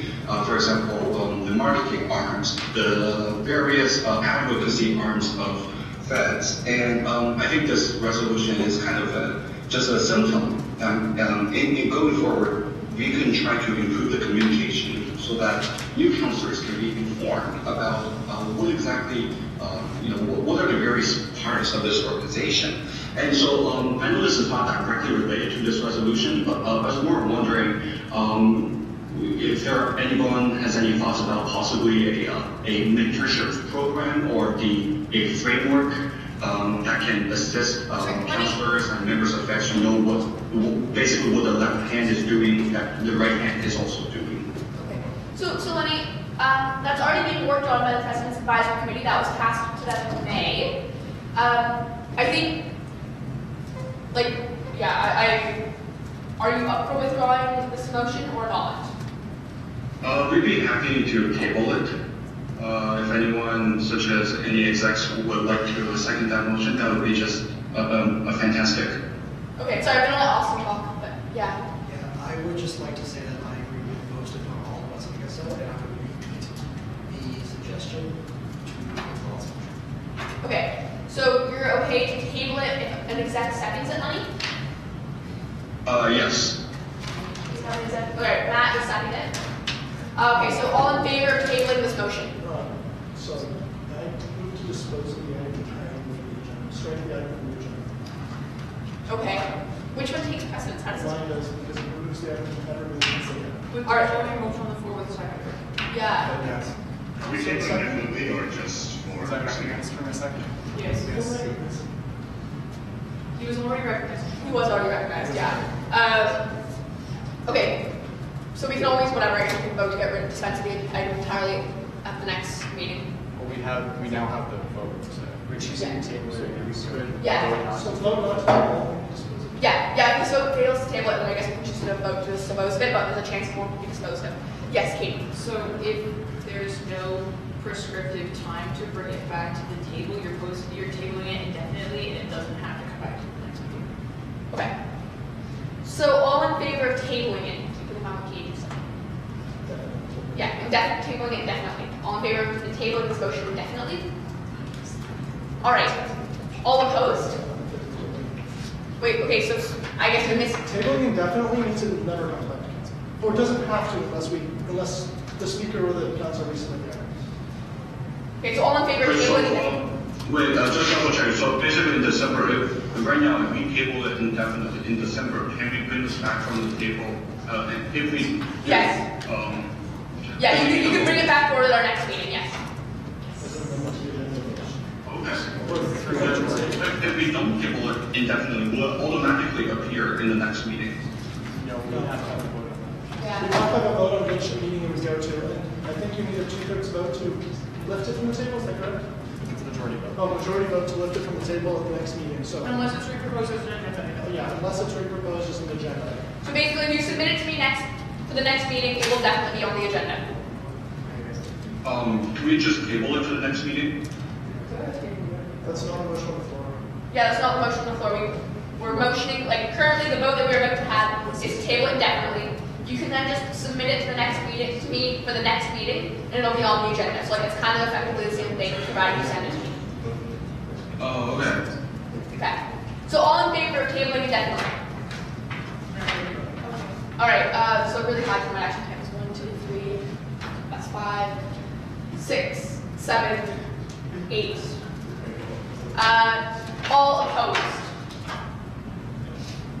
Mike, this is confusing. Okay, so 1 opposed, all abstaining. I abstain. 2 abstentions. All right, and then can we just do 3 abstentions? Okay, 3 abstentions. And then online, 1 by 1, can you guys say your name or actually say your vote? Jason noted abstention. Perfect. Next. Jerry, noted abstention. All right, next. 90 noted as abstention. All right, next. Dion, noted abstention. Perfect. Next. That might be it. Would you like your vote noted, Thompson? Would anyone like to vote? Anyone else like to vote noted? Okay, perfect. So the motion carries. Matt. I would like to move that we lift from the table the report from the Vice President of Operations and Finance regarding nominations so that it may be entered into the record and accepted. Okay, do you have a second? Okay. All right, do you want to talk about that? Yes, this was something that we tabled at the opening, close to the opening of this meeting, so that we could have the discussion that we just had. But it was something that was included in Kurt's oral report, and we should probably bring it from the table so that it can be included in the minutes. Okay. Does anyone have anything they want to say about this?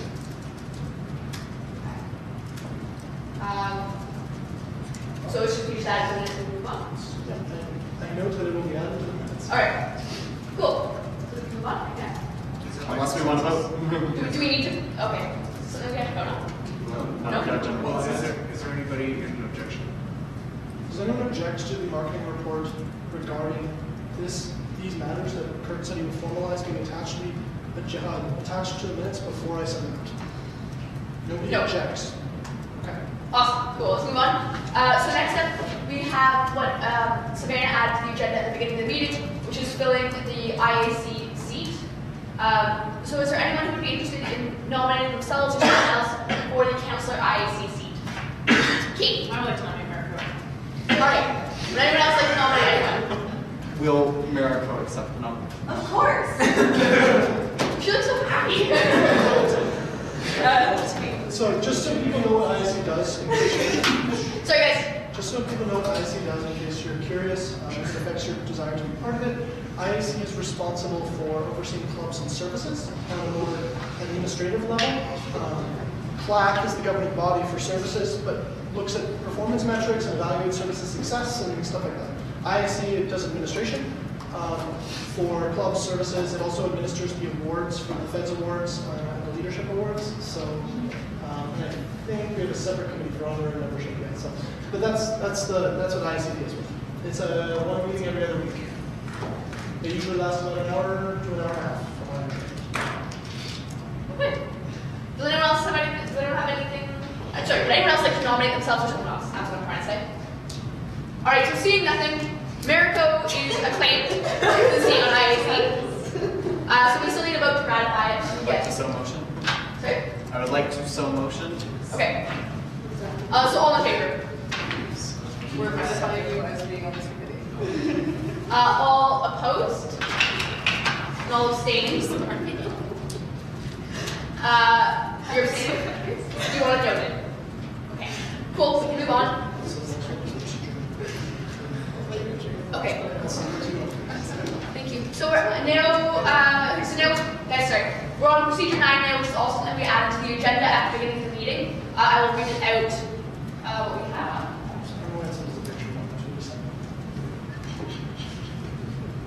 Okay. Yes, sorry, 1 second. I'll turn to the internet. It's just a Okay. So I'm just going to post up what procedure 9 is for the year. Okay, so I'll move this item. Second. Okay. And second, do you want to talk to it? Sure, we just record that. So the item is an amendment to procedure 9, section F, classes of motion, clause I, policies. It adds a new paragraph 2 above the existing paragraph 2. So paragraph 2 would be re-indexed paragraph 3. Every subsequent thing would be like n+1. So n equals n+1 is going to be our indexing. Or n equals n++ if you like C++. Sorry. So the new paragraph 2 would clarify that in the event that a policy is both corporate and advocacy in nature, it shall be styled, it shall be styled a corporate and advocacy policy and shall be held to the standard of corporate policies unless the question be divided, severing the policy into 2 portions. So this just clarifies because there's policies that exist as both. For instance, gender neutral washrooms is a great example. It requires feds to lobby the university for the production for the installation and maintenance of gender neutral washrooms, but also has outlined feds requirements are the same. So stuff like that. Okay. Would anyone else like to speak to this before we vote? All right. So seeing nothing, all in favor? All right. All opposed? And all abstaining. So that's unanimous. So I think that concludes our general orders. So we're into new business. Does anyone have anything they'd like to? Sorry, Katie, I missed it. I'm looking for my document. I mean, untitled document. Basically, If you want to send it along when you can, and I can post it up too. So just to be clear, Katie, your item was on. Let me see what you said. I said one word, and the word was feedback. Oh, yes. Oh, yes. Feedback. Okay, so, can I? Yeah. Awesome. Okay, so I wanted to talk to council about how they felt about adding an item. Are we having a December agenda meeting? Yes, we have got to. Okay, good. About bringing an accountability session for Fed's executive to the December meeting, and I want to have this conversation with Fed's executive here as well as the rest of council. So I wanted to be able to discuss it now so everyone here would know what to expect, and then the executive would have the opportunity to prepare for the council meeting before just seeing it on the agenda. So this is modeled, my proposal right now is modeled after something that happens at every level of engineering society governance. So this happens in our engineering society council meetings, this happens in the Engineering Student Society's Council of Ontario council meetings, and this happens in the Canadian Federation of Engineering Students council meetings. So basically what happens is, typically we ask the executive to present their status right now. Typically we take a benchmark that they propose at the beginning of the term. In this case, I would suggest your annual plan. And then they would be like, these are all the things we promised to do by the end of the year. These are the places where we're at. These are how we handle different things. And if anything new that was not predicted in the annual plan comes up, that's then also an opportunity for them to say, I know that this is what I said I would do in my annual plan, but this emerging issue has been taking a lot of my time. This is where I'm at with this. It really gives us an opportunity to have that oversight of executive that we are supposed to have as the Students' council. It gives us an opportunity to provide feedback on what they are doing, how we think they could be handling things in a different way that would better represent the students. And so they would come in, they would then stand at the front or something with their thing and present the different things that they're working on and different statuses, and then we would ask them to leave, and then that would be our opportunity to give unbiased feedback on what we thought, how we thought they were performing. And that feedback would then go, in most cases, for the engineering society, it goes to our feedback officer, who then delivers it to executive, and the job of the feedback officer is to remove any sort of rude statements or any sort of otherwise like harmful statements to send in council, to filter it for just the constructive feedback that can then go to the executive. And I think that a good time to have it would be in December, because then that provides the executive the feedback from council as they go forward to the next term. So I wanted to talk to you guys about what we thought of this, about how we think that if it should or shouldn't happen, or something similar should happen at the December council meeting. And I think it would be best to have this conversation now. I will note that as chair of the board, I'm responsible for oversight of my directors and disciplining my directors in conjunction with Thompson. If this were to come up, I'd encourage Thompson only too, but I'd probably request not to be in the room, and so I would ask Chris to take the minutes. If you guys need me a list of recommendations on things, I will filter them. Otherwise, if you filter them in advance and hand them to me, I will make sure that I sit down and have a one-on-one conversation with each of the executives about it, but I'm not going to be present in the room tonight. Yeah, so I guess Richard and Matt said. Yeah, I like the idea overall. I think that it's something that we should be doing. It's something that allows us an opportunity to, I guess, tell membership on what's been happening. Because I understand that everybody's busy and everybody's not. And if there are going to be a lot of questions like, what are you doing? How is it progressing? It might as well be during one specific meeting. The thing that I am kind of worried about is specifically just providing feedback. I understand that having the executive leave the room is probably a good idea in terms of if you're speaking about what they're doing in front of them, it might, it might hamper exactly what you're trying to say. But in the spirit of, I guess, just some open communication and transparency, I think that I would feel the same way if I were a counselor. I would want the executive there to be present. It just feels better, personally speaking. I personally wouldn't want, and not to say that counselors will ever do this, but I personally wouldn't want to read feedback off the page. I'd rather have a conversation with you. I'd rather speak to you in person. Yeah, those are my thoughts on that. Okay, so I think Matt, and then Thompson, maybe next, and then Katie. Obviously, we haven't had a chance to talk as an executive team about this. I don't think I would have any problems with it from my own personal standpoint. My practical consideration is the availability of Rich and I between the 2nd and the 6th. So that's just something to keep in mind. We wouldn't be able to be here in person. I don't know that I'd be able to do this justice over the phone. And I don't know about council's availability past then. Just one practical concern to my games. Okay, so Thompson and then Katie. Sorry. For clarification. Yeah, so Katie, if you could quickly clarify what, would this be like a report written for council and then that report gets presented by the executive? I'm just... So what I've typically seen done is the executive have their goals that they announce at the beginning of their executive term that they would like to complete, and they present those to council. In the Fed's case, it is their annual report. In Edgelock's case, we have an actual presentation that we give. So it would be up to you how you would like to present those, just the presentation of something. So you could take your, write another update to your annual report or something if you would prefer that. That would be an option. My question is misunderstanding how to do it. I'm also curious, or I think this is what you're trying to say. Might you want it at council and board, like two different ones, or would you just want it all on council, and then just with the different VPs and portfolios? It's just to make it a little clearer. Okay. So I'm going to answer your questions in the order that I wrote them down, because I'm speaking for Elizabeth. Yeah, you guys are doing. Okay, so reading feedback on the page, I understand it, and like, it's kind of uncomfortable sometimes. I've had feedback given to me in page format like at least 6 times at this point, and it's like, that never feels the greatest, and I understand where you're coming from that. But the point of not being here is to prevent any counselor in the room from being uncomfortable with speaking in front of you, but something that they don't think their constituents are benefiting from, or if they think that you're acting inappropriately in some way. I'm not saying that you guys are, but that's just like the structure is in there for that reason. And then the other reason is the point of the feedback session isn't for us to say we don't like that you're doing this way and for you to tell us that we're wrong. The point of the feedback session is to tell you that we don't like that you guys are doing it this way. If you're here in the room defending yourself every time we give you feedback, it sort of like prevents the feedback from actually being feedback and it's just an argument about what you're doing.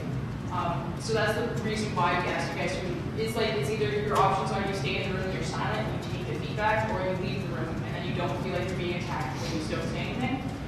And then it goes back to the reason why course critiques are anonymous, because you don't get honest opinions if they're not anonymous. And then there's like, not saying that anyone's in a position to do that, but the reasons why feedback for course critiques are anonymous is because you don't want professors to be able to get revenge on their students and their marks. I'm not saying you guys are in a position to take revenge on any counselors, but you are in a position of power over us technically, just as a virtue of your positions. So being in attendance, Matt, 1st January, so that's when I initially proposed this to a couple people. I wasn't sure if we'd have a December council meeting, so depending on when the January council meeting was happening, I would also think about having it then. That's something else I wanted council's opinion on, December versus January. I just want it to happen as soon as possible in terms of getting you guys useful feedback you can use for the winter term, because you only have 4 months left. I don't want you to have it on like the 30th of January, and like, oh, I have 3 months left, why would I use this feedback? It's not useful to me anymore. So it helps you in planning for next term, hopefully, fingers crossed. And then the annual report versus presentation. I find, personally, I prefer to see presentations because you're like, this is my goal, and then you can embellish it, add details, add context. But if a report would be better for you guys, that's entirely within your scope to do that. I just know that we have a history of not having time to submit reports, so I feel like a presentation would be easier to prepare. Oh, and then council board, sorry. So the idea was this would be a council feedback session, so council would be able to submit their feedback. The chair of the board is being used here in this situation by my proposal because we do not have a feedback officer nor the mechanism to elect a feedback officer, and that would be something that I would look at if I was going to intend to make this sort of feedback structure a permanent thing in feds, but right now it's just like a trial run of something that I would hopefully bring to the future if it works well. I actually have a quick question for Katie and Enrique. So, what is the value of having us discuss it? Like, could we maybe do like a written survey that would still be anonymized, and then like kind of like a course evaluation, and then like it still is the value of it's still feedback, it's not the conversation, but it's just for time's sake. Yeah. So the value of having it as a session is because when we have it, it's the same as like why do we have meetings about things? Like why can't we debate on all of these procedures as like electronic ballots? Like if there's benefit to having the discussion, there's benefit to seeing multiple people have put their opinions in about things. So like America and I may disagree on like Savannah's handling of a executive situation, and it's good to have those both parts of feedback. Like Angela Gay feels this way, and Angela B feels this way, but the same event is good to have those there, which you don't get if you don't have a conversation about it. Okay, yeah, fair enough. So it's Richard and then Tom. So I guess the one thing that I wanted to, so you spoke about how, sorry, I'm just trying to form my thoughts here currently. You spoke about how us not being in the room gives people a little bit more leeway in terms of speaking. There are a lot of times when a lot of the decisions, and certainly I think you understand this too, a lot of the decisions that are made or a lot of the conclusions that we come to are as a result of a lot of things that, there are a lot of sub-decisions that are made underneath. And to say that, like if let's say you didn't like a decision that one of us made, there may be subtext under that, and I don't know if it's fruitful to have somebody say, I don't like what you're doing, when really there is a logical response to it. I'm not saying that like I understand the need behind not wanting it to become like a debate session, because certainly it's not. So I would be happy personally. I don't know how you guys feel about it. I would be happy to be able to sit here and just listen, and not respond unless there's something logical. Like I'm not here to debate what it is. I just want to be able to respond so that so that I'm able to communicate what's exactly going on. Especially if my job is to be able to serve you guys. Like I think that having open lines of communication is better in just multiple aspects. So it's Thompson and then Seneca, and then I think we should just bring it to a vote. Can I answer? Yeah, sure, sorry. Katie's one. At the end, though, I think they can talk and I'll answer it. Yeah, so I just wanted to echo Katie's points on why we want to have it in person with counselors. I think it would be great if the executives with the counselors can have a bigger discussion and we would find things and learn things about like the roles, because everybody works with you guys in different capacities, and like it kind of sounds like you don't want a laundry list of bad things that are going to happen, like of bad things that the execs are doing, which I don't think will happen. It's a big discussion on understanding what the goal is, and if they're meeting the goal, and we just have a big discussion on understanding that. So I do think it's very valuable for counselors to do that. Yeah, so I'm a little bit on the fence about where the executives should be in this position. I'm kind of inclined to say the executives, as well as the officers of the corporation responsible for exercising discipline and providing feedback to the executives, shouldn't be in the room. So I would certainly pick to be in the room because, I mean, either that or sit there silently and take minutes, but as the person at the end of the day will be delivering the feedback from the sounds of it, I feel like me being able to influence that feedback is not a good thing. Same with Thompson. With respect to the executive being in the room, I think it is, I understand the sentiment that there should be the right to defend something, and there should be, that sitting there and listening, even if not debating, does offer the opportunity for reflection and context. That's important. But that being said, we also know that's something that I know that went on behind the scenes. And if I'm the person responsible for delivering this, I will provide that feedback, and I will also say, look, I know this was council's feedback on this item. Maybe we do a better job of talking to council about what we're working on with these items. But I know you guys did that, and I don't think you're at fault. And that's kind of the important thing, is that as chair, that's kind of my responsibility. And I'm like, at the end of the day, you guys are just as much my employees as everyone else out there is your employees. And I care about how well you guys are going to do it. I'm not going to sit there and take this council feedback and show you guys a laundry list of negative things like Thompson mentioned. Like I don't think the point of it. I think the point is to have a fruitful, healthy discussion. I would say it's probably best to allow people to express what they think. If that means that not having executives and officers in the room is the way to go about it, then that's probably the best way to go about it, because it means more honest thought gets put out. Even if it's rude, even if it's mean, if that honest thought gets given, I think it's prudent. That being said, I would expect that that stuff gets filtered before it's handed to you, and preferably before it's handed to you. Okay, and sorry, I said that Matt can probably quickly, and then Katie can finish up and we can vote. I guess two things. By what mechanism will we look to put this in the agenda? Special order, that's all right, but that would be at kind of the very top of the meeting.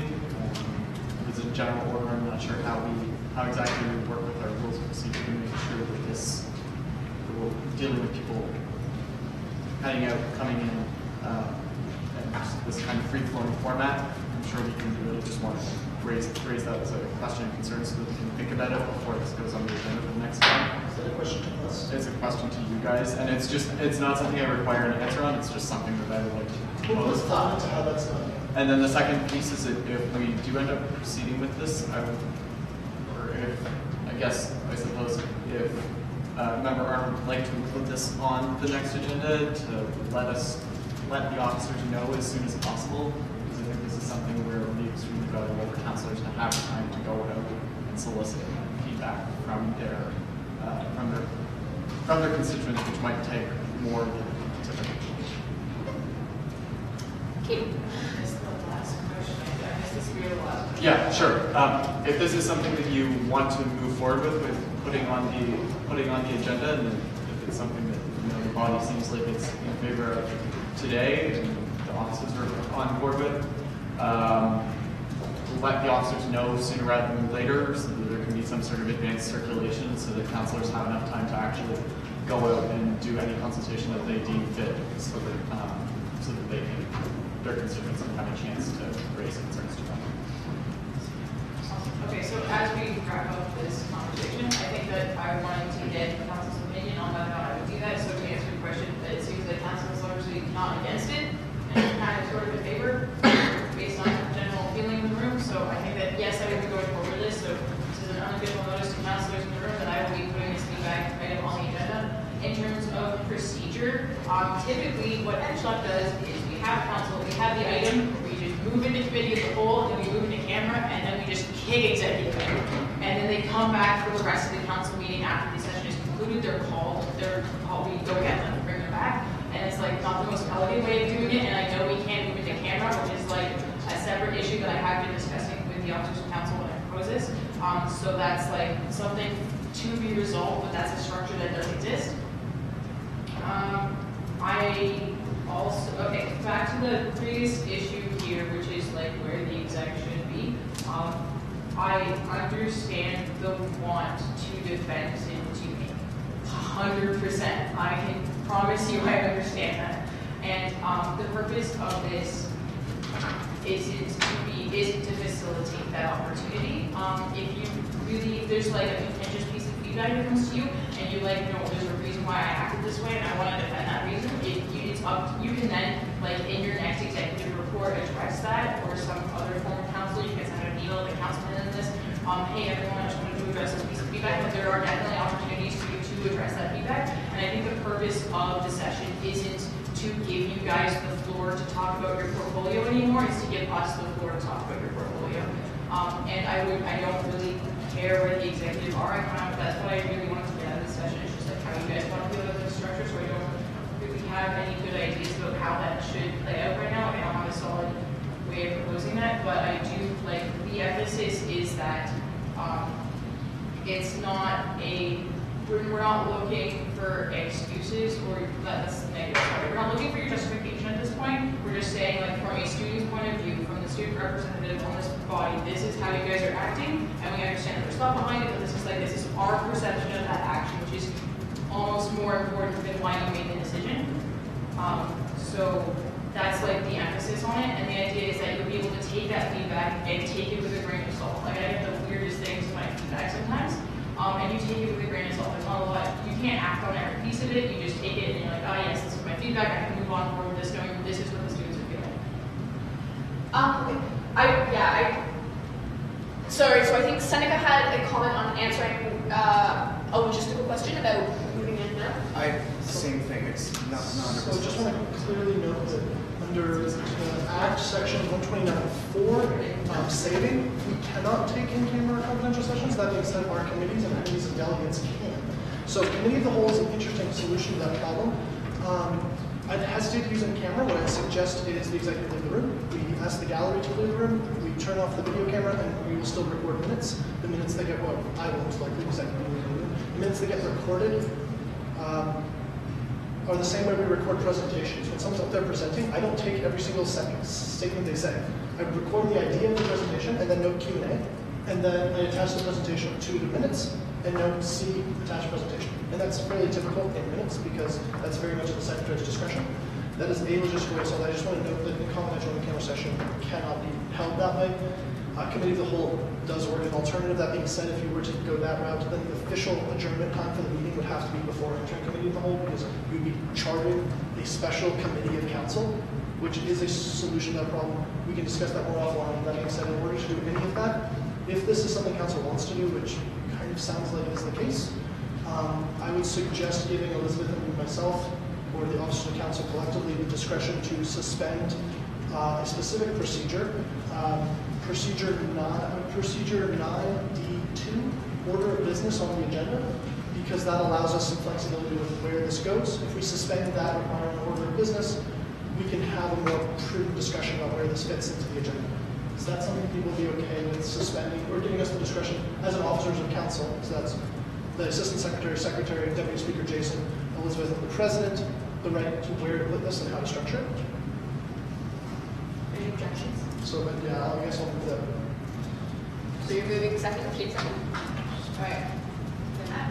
Oh, sorry, I was just going to say that can be moved to the top of the fixing of the agenda for the next meeting where it will be held. Yeah, but I like in planning to be able to outline the options and work on it, and then not have to reshuffle the agenda at the very beginning of the meeting, if that's okay. Sounds good. So that's item D2 of the business. I don't know if my comment is going on this particular motion, so Okay. Is there any opposition to that, allowing discretion of the officers of council? So it's unanimous. Okay, so I guess we're back to the main motion. main motion. I will call the question. Yeah, perfect. Is there a motion? No, it's just a discussion items. Oh, Katie has it was the- a Katie has the discussion. full right to submit the item on the next agenda, it was just how the process is going to go. Okay, but I think, do we? Just very quickly, just. Okay, very brief, let's, yeah. Yes, I wanted to say, with respect to, I guess all of our concerns about where we would put this item of business, typically at the board level, at the board of governors level, sorry, at the university, the feedback given to the president happens in camera because it's a board meeting, so that's a little bit different. But it's typically placed right at the very end, and that allows, I guess, the discretion of council to be able to just speak for however long that they would like. And also, I think in terms of logistics, it just makes it better. So I just wanted to provide some context. Matt, you're looking. I have something in business. Oh, okay. All right, so cool. All right, so then I guess we're on to new items of new business. So Matt. Yep, just an announcement. I heard one member reference today that they felt that they were uninformed as to what the advocacy arm of Feds was doing. I just want to remind councillors that at any time you have questions about what is going on with Feds advocacy. I know it's spread across multiple portfolios, but especially stuff within my portfolio, please feel free to reach out, ask questions to any executive, volunteering myself. If people feel that they are not well informed enough to be able to fill their role as a councillor. I'm sorry if any councillor felt that way. I guess that's it. Cool. Kurt, do you have an item? I do within our policy on sustainability, it talks about not having plastic bottles for the INUs for environmental issues. So that's why we have box water now. I was wondering if we were okay to make an amendment during the exam period to have bottled water for students to still be able to purchase that in case they wanted water last minute, because we saw a lot of negative feedback of only having boxed water during those times, and or if we want to just have bottled water in general. I guess. So we, Properly, so so- do we have a secretary? Richard? All right, so, This is a motion to amend the agenda to include this item. Just so we know what we're voting on before we vote. yeah, so Jason, do you want to speak about amending the agenda to include this item? Or are you okay to? Yeah, Okay, so let's vote on including this on the agenda. So all in favor of including this on the agenda? All opposed? All right, no abstaining. So that's unanimous. Sorry, Richard seconded. Jason has a noted abstention.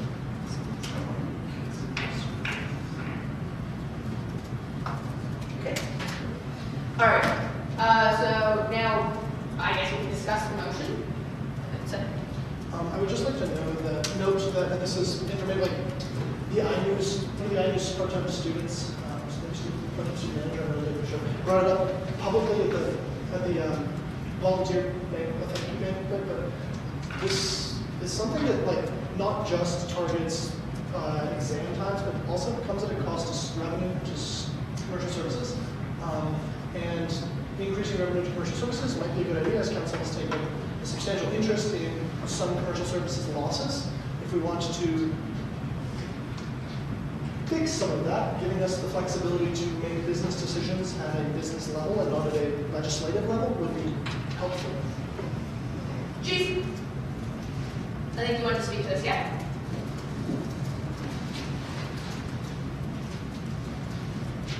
Jason? Oh, yeah, sorry, yes. So, I, for those who don't know, I am the one who last year took those amendments into the state development policy. And the way I feel about this is when I actually work about this process, like the idea of like working through exams is something I considered. At the time, like with the original motion that I put to council on this subject matter was actually calling for usable water bottles that met those criteria for exams to be sold at international use. And through my research, I determined that it would be possible to do so at a price that would be fairly more than disposable water bottles anyway. That did not make it into, because at the time I was being told it was too prescriptive to like force on stuff, so it ended up being a more like gradual policy that tucked into the budget businesses that actually I think the policy does still talk about selling usable water bottles. Anyway, that's what I see as the solution to the exam problem. I don't see this whole exam restriction as a suitable reason to override the policy. Okay. Can you repeat that last line? He wants us to, he sees the solution as selling reusable water bottles, not as, whatever, sorry, I'm going to Overriding policy. Sorry. Overriding policy. Yes. This is point of information for benefit of everyone in the room. What is the threshold for amending a policy outside of the context of renewal when it's just an added like this? I believe these two things. Give me just a second. Does anyone want to speak about the possible? Okay. Depends, but this, depends what Kurt wants to do. I mean, if it moves it as a temporary suspension during the exam, like an allowed temporary suspension during the exam period at the discretion of the board, then that's 50% plus one. If it's an amendment to the policy, it's 2/3. Please keep in mind though that if it's a temporary suspension, it can only last for, I believe, 2 months. Yeah, 2 months. Temporary suspensions can be issued for. They can only be renewed twice. Yeah, twice. So. Per year or? Per government year. So, okay. Yeah. Yes, okay, this might be on scope, so I'm sorry about that. Point of information, what was it, you said something about sustainability? when you Yes, first the started policy. I think it's policy 25. Okay, so the one thing I do want to bring up is I'm 99% sure that box, this is again, I could be on scope, that I'm 99% sure that box water is not better than bottled water. It's green, like box water is greenwashing, so they just make these claims that they say they're better for environment. I'm going to now pass it off to Matt or Carly, who are environment can probably be better. Yes, the boxes are still lined with plastic, which actually isn't recyclable, so they're not as good for the environment as we think they are. They could potentially be worse than the regular plastic water bottles you got to. Also, I'm in international development, so I have to speak to the nature of selling water in general. It's a basic human right, and I agree with it. Because this is a Sure. Yeah, that's actually, I kind of can't the let it point, yeah. go without saying something about it. Sure. Yeah, it's kind of the point of selling the bottle rather than the water inside of it for the exam period. Which is You what, know, yeah. you'd have to be transparent bottles though, is the. Is the point, yeah, it's just like something having to be, yeah. Just to frame this discussion a little bit, Jason, Kurt offered amending it, or temporarily suspending it, I'm not sure, and then Jason offered that instead we don't sell water at all, and instead sell, get free refills of water, and then sell transparent water bottles, reusable transparent water bottles.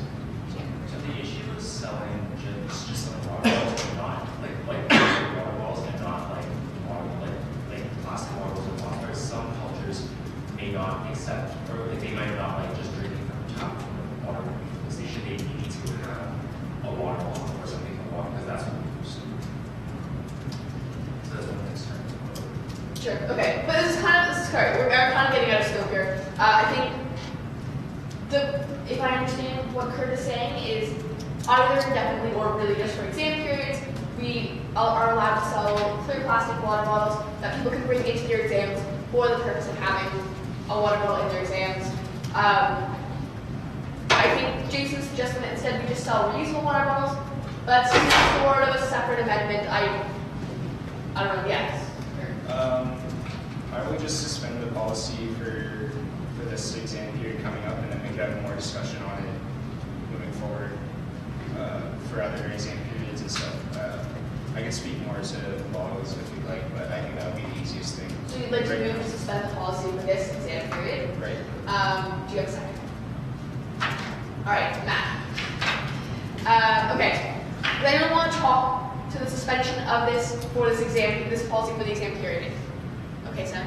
Yes, I'm just trying to find which resolution do you wish to suspend the entire policy? I ask because there's other stuff in here that's like food waste practices that impact our corporate policy side of things, and the bomber, and like, there's a lot in here that's a corporate policy, and I think I would get suspension might not be the best bet unless we're suspending just the section as it pertains. Bottled water. Okay, so only as it pertains to bottled water, and only for the exam period.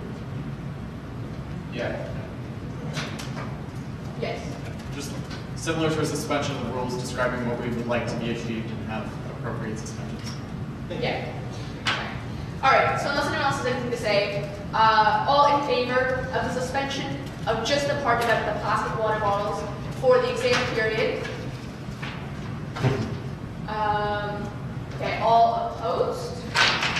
Noted opposition. Okay. And all abstaining. I'm only teasing, sorry. Okay. Does anyone else want to bring forward for new business? Yes. All right, go for it. Since we currently do not have any future meeting scheduled, I think it is a very good idea for us not to schedule our next meeting, especially because once we get to January and February, there's a restriction that we can't have a meeting while the election's going on. Okay. Thanks, Jason. Sorry, can I just catch up in minutes? It gives me like 30 seconds, please. Yeah, go for it. Sorry, so the suspension of the policy that we just voted on was only as it pertains to plastic water bottles, and only during the exam, the winter Yeah. 2018, or sorry, fall 2018 exam period. Yeah. Okay. Right. And Jason abstained, right? No, I oppose. Jason opposed. Okay. Did anyone else want their vote noted in that vote?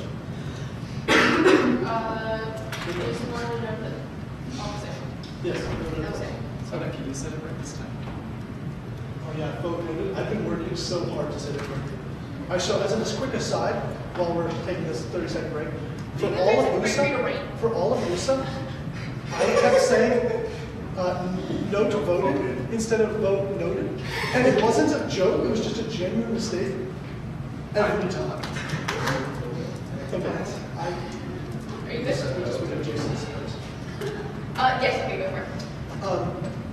I would suggest that we put the date on the 2nd of December. That's technically before the exam period starts. It's right before our board meeting. Don't worry, all the board items that we refer to board were to be delivered for the January meeting, so we're good on that one. But December 2nd, I know is tough. I thought meetings tend to be 3 weeks apart. Yes, I'd like to suspend the rules on that. We suspend the rules and just not have the meeting at all. No, because that's a last time. But how did we do it last term during exams? Well, because council told us that if we didn't not schedule the meeting, that it would be a non-quorum meeting because none of them would show up. I shouldn't have told you guys that. May I also I have a question. suggestion? We should know. Okay, how did we do it every term every exam season last time? Sorry, that's not making it into minutes. Like that is not a legal course of action. I cannot. Okay. All right. So it's a time and place determined by council. So I move that we suspend the procedure and allow setting the date for the next regular meeting to be on the 2nd of December. Okay, does anyone want to, I just need a second, I'll second. Does anyone want to talk to this? Or are we okay to just go? Yeah. All right, go for it, Jason. Yeah, I'd just like to point out on this that it shows that there is more than one option, that we could alternatively do it on the 25th of December, which is after exam though. 23rd of December is... Please don't, let's not do that. I would be sorry. I have to drive home all for like 10 hours. Okay, Christmas. If the only item of business is wishing a Merry Christmas / Happy Hanukkah, Kwanzaa, or whatever, then Sorry. We have to be here in person to do that. Right? Wait, does anyone else have anything they'd like to say? Okay, so let's vote on that. Oh, sorry, Matt.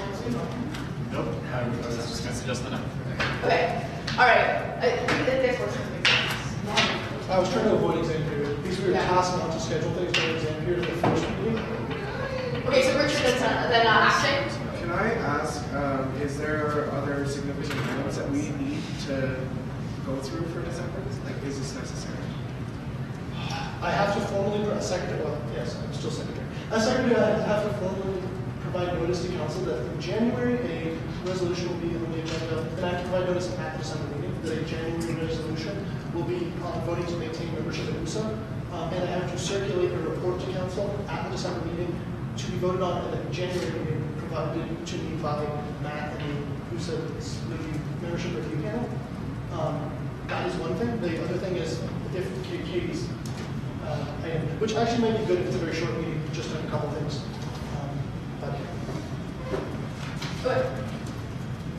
Just something to mention is like this exams on the last week of classes as well, and like lab exams and stuff. So that's But there's nothing else we can do. Yeah. Just a quick point. If instructors are actually putting finally calling the final exams and giving them a certain amount of weight, and I don't remember what the percentage is now, before the exam period starts, that's not allowed under university policy. Please bring it to our attention, and I will go to their offices personally and make that stop. The exception to that is lab exams. Yes, the exception to that is lab exams, but do what you can. Break them up so you have to. All right. Okay, so all in favor of the exam being set for December 2nd? I mean the December council meeting being set for December 2nd. Get ready, Katie. So all in favor of December 2nd for our December meeting? Okay, all opposed? Noted. Okay, all abstaining? Noted? Yes. Sure. That is the necessary 2/3. Okay. Who wants a noted? Yeah, so Thompson wanted a note extension? Yeah. I'm just not here, so sorry.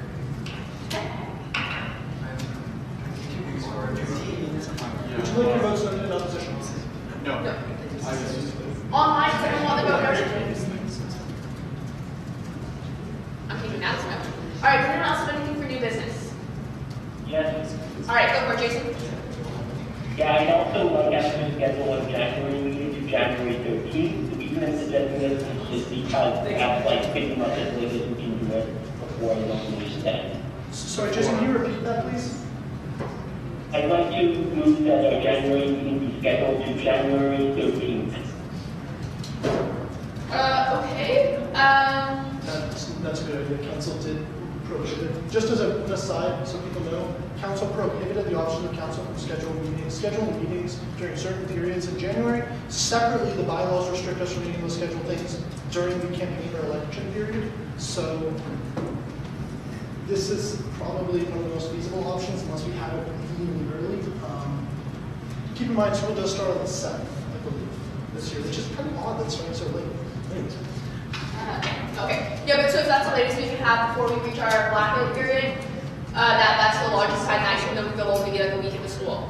Does anyone actually have anything to comment on this, or can we just vote?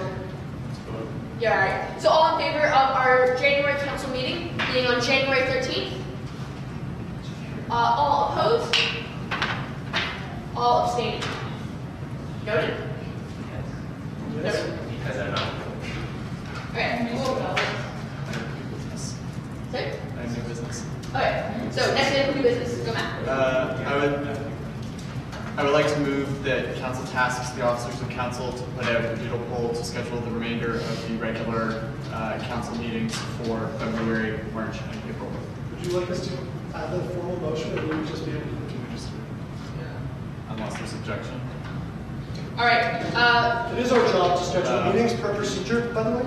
Yes. Yeah, it would probably be beneficial for the president that you do that after his successor's elected. After his successor is elected. We have to, like, to the best of our ability, have to determine the times before. Well, I guess since we said January, we can at least wait till January 13th. Is that sufficient time? I was essentially just forced into all these meetings, so I'm like, it's All the presidents are forced to be here anyways. If it's here together, I will withdraw. Just procedure already says us doing this. I withdraw. All right. All the rules are ready. All hours of the day. Motion to adjourn. Perfect. Don't need a second. Meeting adjourned. Really? Yeah. You look so happy there, though. Seneca, do you want a t-shirt? Last 40 minutes. Take a look at Seneca, I'm really sad you didn't take my suggestion for our December meeting. It's 3 p.m. December 25th. Do you guys have more Sundays? No, I gave one to Okay, let's do it December 31st. You guys have 11:59. Yeah. Hide it from the. So what happens if we don't do the 24th at 11 and then we go to Thanks for power. Richie, will you dress up for me? Thank you, Thompson. Yes. Do you want one? How much does it cost me? Nothing. I just charge people for their t-shirts. Elizabeth, do you want one? It says What does it Team say? Austin. I saw Team Austin. Everybody, please return your placards. Free. I don't want to. Also, whoever has my placards,